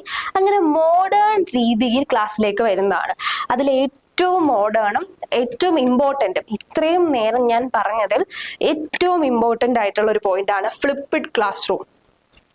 ഫ്ലിപ്പ്ഡ് ക്ലാസ് റൂം എന്ന് പറഞ്ഞു കഴിഞ്ഞാൽ ഈ നമ്മൾ ട്രഡീഷണൽ ക്ലാസ്സിലെ അതിനെ അങ്ങ് തിരിക്കുന്ന ഒരു സംഭവമാണ് ഫ്ലിപ്പ്ഡ് ക്ലാസ് റൂം എന്ന് പറയുന്നത്. ഒരു കാര്യം കുട്ടി വീട്ടിൽ പോയി പഠിക്കും, എന്നിട്ട് അത് ക്ലാസ്സിൽ വന്ന് പ്രസന്റ് ചെയ്യുക അല്ലെങ്കിൽ ഡിസ്കസ് ചെയ്യുന്ന മെത്തേഡാണ് ഫ്ലിപ്പ്ഡ് ക്ലാസ് റൂം. അതായത് ഇപ്പോൾ നമ്മൾ ചെയ്യുന്ന രീതിയിൽ നിന്ന് നേരെ ഓപ്പോസിറ്റ് ആണ്. ഒരു കുട്ടി അല്ലെങ്കിൽ ഒരു ഗ്രൂപ്പ് ഓഫ് കുട്ടികൾ വീട്ടിൽ പോയി അല്ലെങ്കിൽ എവിടെയെന്ന് വെച്ചാൽ അവിടെ പോയി കുട്ടി പഠിച്ച് ക്ലാസ്സിൽ വന്ന് ഡിസ്കസ് ചെയ്യുന്നതാണ് ഫ്ലിപ്പ്ഡ് ക്ലാസ് റൂം. ഏറ്റവും ഇമ്പോർട്ടൻ്റ് ആണ്. പല സ്കൂളുകളും ഇപ്പൊ ഇത് സ്റ്റാർട്ട് ചെയ്തിട്ടുണ്ട്, ഫ്ലിപ്പ്ഡ് ക്ലാസ് റൂം. പിന്നെ എക്സ്പീരിയൻഷ്യൽ ആൻഡ് റിഫ്ലക്റ്റീവ് നമ്മൾ ഓൾറെഡി ഡിസ്കസ് ചെയ്തതാണ്. അവിടെ എന്ത് ചെയ്യാം, കുട്ടികൾ തന്നെ എക്സ്പെരിമെന്റ് ചെയ്യുന്നു, കുട്ടികൾ തന്നെ അത് റിഫ്ലക്ട് ചെയ്യുന്നു. അങ്ങനെ കുട്ടികളുടെ ഒരു പെർസ്പെക്റ്റീവിൽ നിന്നുകൊണ്ട് പഠിക്കുന്നതാണ് എക്സ്പീരിയൻഷ്യൽ അല്ലെങ്കിൽ reflective teaching. And finally gamified learning. എന്താണ് ഗെയിമിഫൈഡ് ലേണിംഗ് എന്ന് പറയുമ്പോൾ ഗെയിംസ് വെച്ച് പഠിക്കുന്നതാണ്. അതായത് ഇപ്പോൾ കാൽക്കുലേഷൻസ് അറിയാത്ത കുട്ടിയാണെങ്കിൽ അതിന് ഗെയിംസ് ഉണ്ട്. കാൽക്കുലേഷൻസ് ചെയ്യുമ്പോൾ അവർക്കൊരു കുഞ്ഞ് റിവാർഡ് കിട്ടും, അല്ലെങ്കിൽ കുഞ്ഞ് പ്രൈസ് കിട്ടുന്നു. അങ്ങനെ ത്രൂ ഗെയിംസിലൂടെ കുട്ടികളെ പഠിപ്പിക്കുന്നതാണ് gamified learning. And finally MOOCs and e learning. MOOCs എന്ന് പറയുന്നത് മാസീവ് ഓപ്പൺ ഓൺലൈൻ കോഴ്സ് എന്നുള്ളതാണ്. ഈ മാസീവ് ഓപ്പൺ ഓൺലൈൻ കോഴ്സ് എന്ന് പറയുന്നത് മാസീവ് ഓപ്പൺ ഓൺലൈൻ ക്ലാസ്. അതെന്താന്ന് വെച്ച് കഴിഞ്ഞാല് കുട്ടികളെ എന്ത് ചെയ്യുന്നു, ഒരു ഓൺലൈൻ പ്ലാറ്റ്ഫോമിലേക്ക് ഇരുത്തി പഠിപ്പിക്കുന്ന ഒരു കാര്യമാണ് ഈ പറയുന്ന മാസീവ് ഓപ്പൺ ഓൺലൈൻ കോഴ്സ് എന്ന് പറയുന്നത്. അതായത് ഗവൺമെന്റ് തന്നെ, കേരള ഗവൺമെന്റും ഇന്ത്യൻ ഗവൺമെന്റും ഒക്കെ ഇതിനകത്തുണ്ട്. അങ്ങനെ ഇ ലേണിംഗ് ടെക്നിക്സ് കൂടി വരുന്നതാണ് മൂക്സ് ആൻഡ് ഇ ലേണിംഗ്. എന്താണ് MOOCs? Massive open online course. Massive ആയിട്ടുള്ള എം ഫോർ മാസീവ്, ഓ ഫോർ ഓപ്പൺ, അടുത്ത ഓപ്പൺ എന്താണ്? മാസീവ് ഓപ്പൺ ഓൺലൈൻ കോഴ്സുകളാണ് മൂക്സ് എന്ന് പറയുന്നത്. ഓക്കെ, ഇത്രയാണ് ടീച്ചിങ് മെത്തേഡ്സ് എന്ന് പറയുന്നത്. അപ്പൊ നമ്മൾ എന്തൊക്കെ പറഞ്ഞു ടീച്ചിങ് മെത്തേഡ്സിൽ? ടീച്ചർ ഓറിയന്റഡ് പറഞ്ഞു, അത് കഴിഞ്ഞ് ലേണർ ഓറിയന്റഡ് പറഞ്ഞു, അത് കഴിഞ്ഞ് ആക്ടിവിറ്റി പറഞ്ഞു, ടെക്നോളജി പറഞ്ഞു, കണ്ടന്റ് പറഞ്ഞു, ഇപ്പതാ മോഡേൺ ആയിട്ടുള്ള രീതികളും പറഞ്ഞു. ഇത്രയും നേരം നമ്മൾ പഠിച്ചതിൽ ഏറ്റവും ഇമ്പോർട്ടൻ്റ് ആയിട്ടൊരു കോൺസെപ്റ്റ് ആണ് ടീച്ചിങ് മെത്തേഡ്. നിങ്ങൾ ഒരിക്കലും സ്കിപ്പ് ചെയ്തിട്ട് പോവരുത്. അടുത്തതാണ് ടീച്ചിങ് എയ്ഡ്സ്. ടീച്ചിങ് എയ്ഡ്സ് എന്തായിരിക്കും? ഒരു ടീച്ചറിനെ സപ്പോർട്ട് ചെയ്യുന്ന സാധനങ്ങളാണ് ആക്ച്വലി ടീച്ചിങ് എയ്ഡ്സ് എന്ന് പറയാം. അതായത് ടീച്ചർ ഉപയോഗിക്കുന്ന മെറ്റീരിയൽ ആവാം, ചിലപ്പോൾ എന്താണ് ടീച്ചർ ഉപയോഗിക്കുന്ന ചില സംഭവങ്ങളൊക്കെ ഉണ്ടല്ലോ. ടീച്ചറിൻ്റെതായിട്ടുള്ള രീതിയിൽ ടീച്ചിങ് എന്ന് പറയുന്ന ഒരു പ്രോസസ്സിനെ എന്താണ് എളുപ്പമാക്കി കൊടുക്കുന്നതാണ് teaching aids. Teaching aids are the tools or materials used by the teachers. ടീച്ചേഴ്സിന് ടീച്ചിങ് എന്ന് പറയുന്ന ഒരു പ്രോസസ്സ് ഈസി ആക്കി കൊടുക്കാൻ വേണ്ടി നമ്മൾ ഉപയോഗിക്കുന്ന മെറ്റീരിയൽസിനെയോ ടൂൾസിനെയോ ഒക്കെയാണ് നമ്മൾ എന്തെന്ന് പറയുന്നത്? ടീച്ചിങ് എയ്ഡ്സ് എന്ന് പറയുന്നത്. എന്താണ് ഇതിന്റെ പർപ്പസ്? ഒന്നാമത്തത്, നമുക്ക് ക്ലാസ് നല്ല എഫക്റ്റീവ് ആക്കാം, അല്ലെ? നല്ല എഫക്റ്റീവും എൻഗേജിങ്ങും ആക്കാൻ പറ്റും. ഇപ്പൊ ഒരാൾ നിന്നിട്ട് ഇങ്ങനെ സംസാരിച്ചുകൊണ്ടുള്ള ഒരു രസവും കാണില്ലല്ലേ. അപ്പൊ ടീച്ചിങ് എന്ന് പറയുന്ന പ്രോസസ്സിനെ വളരെ എഫക്റ്റീവ് ആക്കാനും എൻഗേജിങ് ആക്കാനും നമുക്ക് എന്ത് സാധിക്കും? ലേണിംഗ് എന്ന് പറയുന്ന ഒരു പ്രോസസ്സ് നമ്മളെ ഹെൽപ്പ് ചെയ്യും. അതേപോലെ തന്നെ കുട്ടികൾക്ക് നന്നായിട്ട് കോൺസെപ്റ്റുകൾ മനസ്സിലാക്കാൻ സഹായിക്കും. ടീച്ചിങ് എയ്ഡ്സ് നമ്മളിനി എക്സാമ്പിൾസ് പറയും, അപ്പൊ നിങ്ങൾക്ക് കുറച്ചുകൂടി കത്തും. അത് എന്താണ്? കുറച്ചും കൂടി കോൺസെപ്റ്റുകൾ നന്നാക്കി മനസ്സിലാക്കി കൊടുക്കാൻ സഹായിക്കും. ഇന്ററാക്റ്റീവും മെമ്മറബിളും ഓർത്തിരിക്കാൻ വേണ്ടി സഹായിക്കും. ആൻഡ് ഇത് നമ്മുടെ ടൈമും കുട്ടികളുടെ ഓർമ്മ അല്ലെ, അവർക്ക് ഇത് ഓർത്തെടുക്കാനായിട്ട് സാധിക്കും. അപ്പൊ ഇതിനൊക്കെ എന്ത് സഹായിക്കും? ഈ പറയുന്ന ടീച്ചിങ് എയ്ഡ്സ് നമ്മളെ സഹായിക്കും. അപ്പൊ എന്താണ് ടീച്ചിങ് എയ്ഡ്സ് എന്ന് പറയുന്നത്? ടീച്ചിങ് എയ്ഡ്സ് എന്ന് പറയുന്നത് ടീച്ചേഴ്സ് ഉപയോഗിക്കുന്ന കുറച്ച് ടൂൾസ് ആണ്. എന്തിനു വേണ്ടി? ടീച്ചിങ് എന്ന് പറയുന്ന പ്രോസസ്സ് എളുപ്പമാക്കാൻ വേണ്ടി. ടീച്ചിങ് എയ്ഡ്സ് പല ടൈപ്സ് ഉണ്ട്. അതിൽ ഏറ്റവും ഇമ്പോർട്ടൻറ്റും ഒരു പ്രീവിയസ് ഇയറുമാണ് ക്വസ്റ്റ്യനുമാണ് ട്രഡീഷണൽ അല്ലെങ്കിൽ നോൺ പ്രൊജക്റ്റീവ് എയ്ഡ് എന്ന് പറയുന്നത്. എന്താണ് ട്രഡീഷണൽ അല്ലെങ്കിൽ നോൺ പ്രൊജക്റ്റീവ് എന്ന് പറഞ്ഞു കഴിഞ്ഞാൽ ഇലക്ട്രിസിറ്റി ഉപയോഗമില്ല. വിത്തൗട്ട് ഇലക്ട്രിസിറ്റി എന്തുപയോഗിക്കുന്നില്ല? കറണ്ട് ഉപയോഗിക്കുന്നില്ല. അതാണ് നോൺ പ്രൊജക്റ്റീവ്.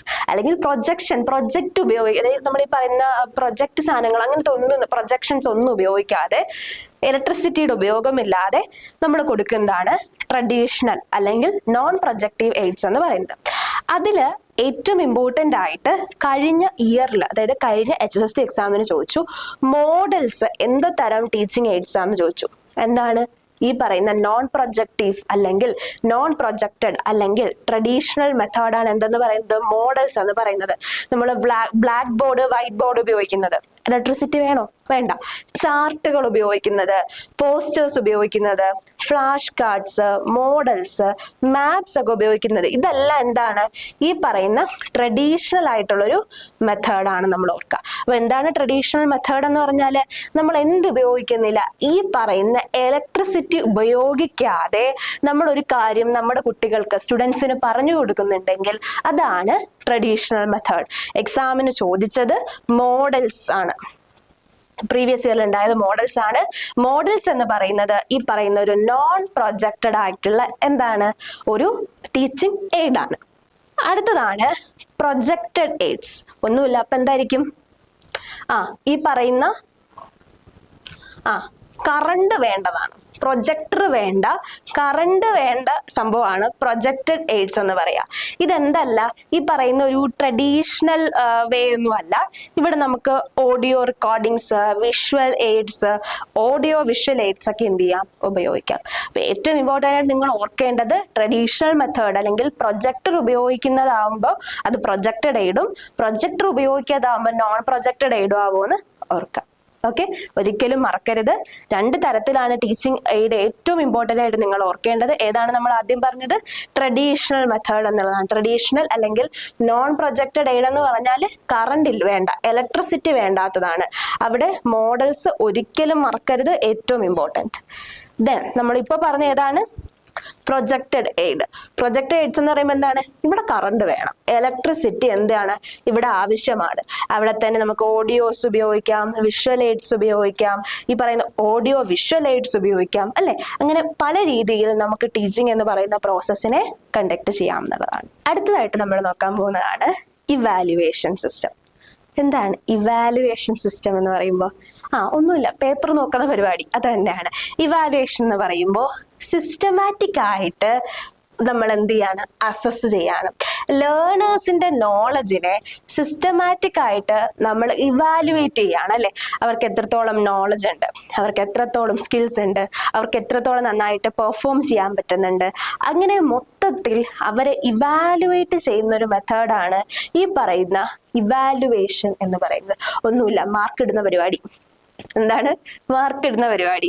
ഇത് systematic process of assessing learners knowledge, skills, attitude, performance, അങ്ങനെ അവരുടെ ഒരു ഗ്രൂപ്പ് ഓഫ് സംഭവങ്ങളെ നമ്മൾ ഇവാലുവേറ്റ് ചെയ്യുന്നതാണ് എന്തെന്ന് പറയുന്നത്? ഇവാലുവേഷൻ എന്ന് പറയുന്നത്. നമുക്കിനി ടൈപ്സ് ഓഫ് ഇവാലുവേഷനിലേക്ക് പോയാലോ? പല ടൈപ്സ് ഉണ്ട്. അതിൽ ഒന്നാമത്തതാണ് ഫോർമേറ്റീവ് ഇവാലുവേഷൻ. ഞാൻ നിങ്ങൾക്ക് ഒരു കാര്യം നിങ്ങൾക്ക് പെട്ടെന്ന് കിട്ടുവേ. ഇത് ഓർമ്മയുണ്ടോ? CE mark. പണ്ട് കോളേജിലൊക്കെ പഠിക്കുമ്പോൾ നമുക്ക് വേണ്ടതായിരുന്നു CE mark. Test paper correct ആയിട്ട് എഴുതണം, അറ്റൻഡൻസ് കറക്റ്റ് ആയിട്ട് എഴുതണം, ഇല്ലെങ്കിൽ CE മാർക്ക് കിട്ടില്ല. അതാണ് ഫോർമേറ്റീവ് ഇവാലുവേഷൻ. നമ്മൾ പറയും വീട്ടിൽ വിളിക്കുന്ന ചെല്ലപ്പേരാണ് കണ്ടിന്യൂസ് ഇവാലുവേഷൻ, ആൻഡ് എൻ്റെ ഒഫീഷ്യൽ നെയിമാണ് ഫോർമേറ്റീവ് ഇവാലുവേഷൻ. അതായത് കണ്ടിന്യൂസ് ആയിട്ട് ലേണിംഗ് എന്ന് പറയുന്ന ഒരു പ്രോസസ്സിനെ നമ്മൾ മോണിറ്റർ ചെയ്യുന്നു. അവിടെ എന്താണ് ആ പ്രോഗ്രസ് മോണിറ്റർ ചെയ്യാനും അവിടെ ക്ലാസ് ടെസ്റ്റുകൾ, അസൈൻമെന്റുകൾ, ക്വിസുകൾ ഒക്കെ വരുന്നുണ്ട്. അസൈൻമെന്റ്, ക്വിസ്, ക്ലാസ് ടെസ്റ്റ് എല്ലാം വരും. അതാണ് ഫോർമേറ്റീവ് ഇവാലുവേഷൻ. അപ്പൊ എന്താണ് ഫോർമേറ്റീവ് ഇവാലുവേഷൻ എന്ന് പറഞ്ഞാൽ? കുട്ടികളെ കണ്ടിന്യൂസ് ആയിട്ട് ഇവാലുവേറ്റ് ചെയ്യുന്നതാണ് ഫോർമേറ്റീവ് ഇവാലുവേഷൻ. അടുത്തതാണ് സമ്മേറ്റീവ് ഇവാലുവേഷൻ. അതായത് എൻഡില് നമ്മൾ വാർഷിക പരീക്ഷ എന്നൊക്കെ പറയില്ലേ, അല്ലെങ്കിൽ സെമ്മിന്റെ എക്സാം, സെമ്മിന്റെ അവസാനം നടത്തുന്ന ഒരു എക്സാം ഉണ്ട്. അതാണ് summative evaluation. At the end of A course, ഒരു കോഴ്സിന്റെ അവസാനം നമ്മൾ നടത്തുന്ന ഇവാലുവേഷൻ ആണ് സമ്മേറ്റീവ് ഇവാലുവേഷൻ. അപ്പൊ ഒന്നാമത്തത് ഫോർമേറ്റീവ് ഇവാലുവേഷൻ ആണ്, കണ്ടിന്യൂസ് ആയിട്ടുള്ള ഒരു അസസ്മെന്റ് ആണ്. അവിടെ എന്തൊക്കെ ഉണ്ടാവും? ക്ലാസ് ടെസ്റ്റുകൾ ഉണ്ടാവും, അസൈൻമെന്റ്സ് ഉണ്ടാവും, ക്വിസസ് ഒക്കെ ഉണ്ടാവും. സമ്മേറ്റീവ് എന്ന് പറയുമ്പോൾ അവിടെ എന്താണ്? എൻഡ് സെമ്മിൽ നടത്തുന്നതാണ് സമ്മേറ്റീവ്. ഓക്കെ. അടുത്തതാണ് ഡയഗ്നോസ്റ്റിക് ഇവാലുവേഷൻ. ഡയഗ്നോസ്റ്റിക് ഇവാലുവേഷൻ എന്ന് പറയുമ്പോൾ അതിലെന്താണ്? Learning difficulties. ഇപ്പോൾ ചില കുട്ടികൾക്ക് ചില ഏരിയാസ് ബുദ്ധിമുട്ടായിരിക്കും. ഇപ്പോൾ ചില മാത്സ് ബുദ്ധിമുട്ടുള്ള ഏരിയാസ് ഉള്ള കുട്ടികളുണ്ടാവും, സയൻസ് ബുദ്ധിമുട്ടുള്ള ഏരിയാസ് ഉള്ള കുട്ടികളുണ്ടാവും. അപ്പൊ ഇങ്ങനെ ഒരു ക്ലാസ് കണ്ടക്ട് ചെയ്യുന്നതിന് മുമ്പ് തന്നെ, ബിഫോർ ഓർ ഡ്യൂറിങ് ടീച്ചിങ്, ഈ സമയത്ത് ലേണിംഗ് ഡിഫിക്കൽട്ടീസ് ഒക്കെ ഒരു ടീച്ചർ മനസ്സിലാക്കുന്നതാണ് ഡയഗ്നോസ്റ്റിക് ഇവാലുവേഷൻ എന്ന് പറയുന്നത്. അപ്പൊ എന്താണ് ഡയഗ്നോസ്റ്റിക് ഇവാലുവേഷൻ എന്ന് പറയുന്നത്? ഒരു കുട്ടിക്ക് ഡയഗ്നോസ് ചെയ്യാന്നുള്ളതാണ്. നമുക്കറിയാം അസുഖങ്ങൾ ഡയഗ്നോസ് ചെയ്യാന്നൊക്കെ നമ്മൾ പറയും അല്ലെ, അത് തന്നെയാണ്. അതായത് കുട്ടിയുടെ ലേണിംഗ് ഡിഫിക്കൽട്ടീസ് അല്ലെങ്കിൽ പ്രോബ്ലം ഏരിയാസ് ഒക്കെ മനസ്സിലാക്കുന്നതാണ് ഡയഗ്നോസ്റ്റിക് ഇവാലുവേഷൻ. അടുത്തതാണ് പ്ലേസ്മെന്റ് ഇവാലുവേഷൻ. പ്ലേസ്മെന്റ് ഇവാലുവേഷൻ എന്ന് പറഞ്ഞാൽ ഒരു പുതിയ കോഴ്സ് സ്റ്റാർട്ട് ചെയ്യുന്നതിന് മുമ്പേ, അതായത് ഒരു പുതിയ കോഴ്സ് സ്റ്റാർട്ട് ചെയ്യുന്നതിന് മുമ്പേ കണ്ടക്ട് ചെയ്യുന്ന ഇവാലുവേഷൻ ആണ് പ്ലേസ്മെന്റ് ഇവാലുവേഷൻ. അതായത് അവരുടെ ഇപ്പോഴത്തെ ലെവൽ ഓഫ് സ്കിൽ എന്താണ്, അല്ലെങ്കിൽ അവരുടെ ഇപ്പോഴത്തെ ലെവൽ ഓഫ് നോളജ് എന്താണെന്നൊക്കെ മനസ്സിലാക്കാൻ വേണ്ടി നമ്മൾ ഉപയോഗിക്കുന്നതാണ് പ്ലേസ്മെന്റ് ഇവാലുവേഷൻ എന്ന് പറയുന്നത്. And finally criterion referenced evaluation. അതായത് ഒരു ക്രൈറ്റീരിയ ഉണ്ടാവും, ആ ക്രൈറ്റീരിയയിൽ എത്തുന്നവർ മാത്രമേ ആ ഒരു സംഭവത്തിലേക്ക് വരുള്ളൂ. ഒന്നുമില്ല, എൻട്രൻസ് എക്സാംസ്. നിങ്ങൾക്കറിയാം എൻട്രൻസ് എക്സാമിന് ഈ പറയുന്ന ഒരു പർട്ടിക്കുലർ ക്രൈറ്റീരിയ ഇല്ലേ, ആ ക്രൈറ്റീരിയയിൽ വരുന്നവർ മാത്രമേ അവിടെ അഡ്മിഷൻ എടുക്കുള്ളൂ. അതാണ് ക്രൈറ്റീരിയൻ റെഫറൻസ്ഡ് ഇവാലുവേഷൻ. ഇതാണ് 5 ടൈപ്പ് ഓഫ് ഇവാലുവേഷൻ. എന്താണ് 5 ടൈപ്പ് ഓഫ് ഇവാലുവേഷൻ എന്ന് നമുക്കൊന്ന് പറഞ്ഞാലോ? ഒന്നാമത്തത് ഫോർമേറ്റീവ് ഇവാലുവേഷൻ, രണ്ടാമത്തത് സമ്മേറ്റീവ് ഇവാലുവേഷൻ ആയിരുന്നു. അടുത്ത എന്താണ് നമ്മൾ പറഞ്ഞത്? Diagnostic evaluation, placement evaluation and criterion reference evaluation. ഇത്രയാണ് നമ്മുടെ ടീച്ചിങ് ആപ്റ്റിറ്റ്യൂഡ് മൊഡ്യൂൾ എന്ന് പറയുന്നത്. ഒരുപാട് റിപ്പിറ്റേഷൻ ഉള്ള ഒരു മൊഡ്യൂളാണ്. എന്നാൽ തന്നെയും റിപ്പിറ്റേഷൻ ഉള്ള എന്ത് ചെയ്യുക, നിങ്ങൾ പഠിക്കുന്ന സമയത്ത് അതിനെ ഒന്ന് ഓർഗനൈസ് ചെയ്താൽ മതി.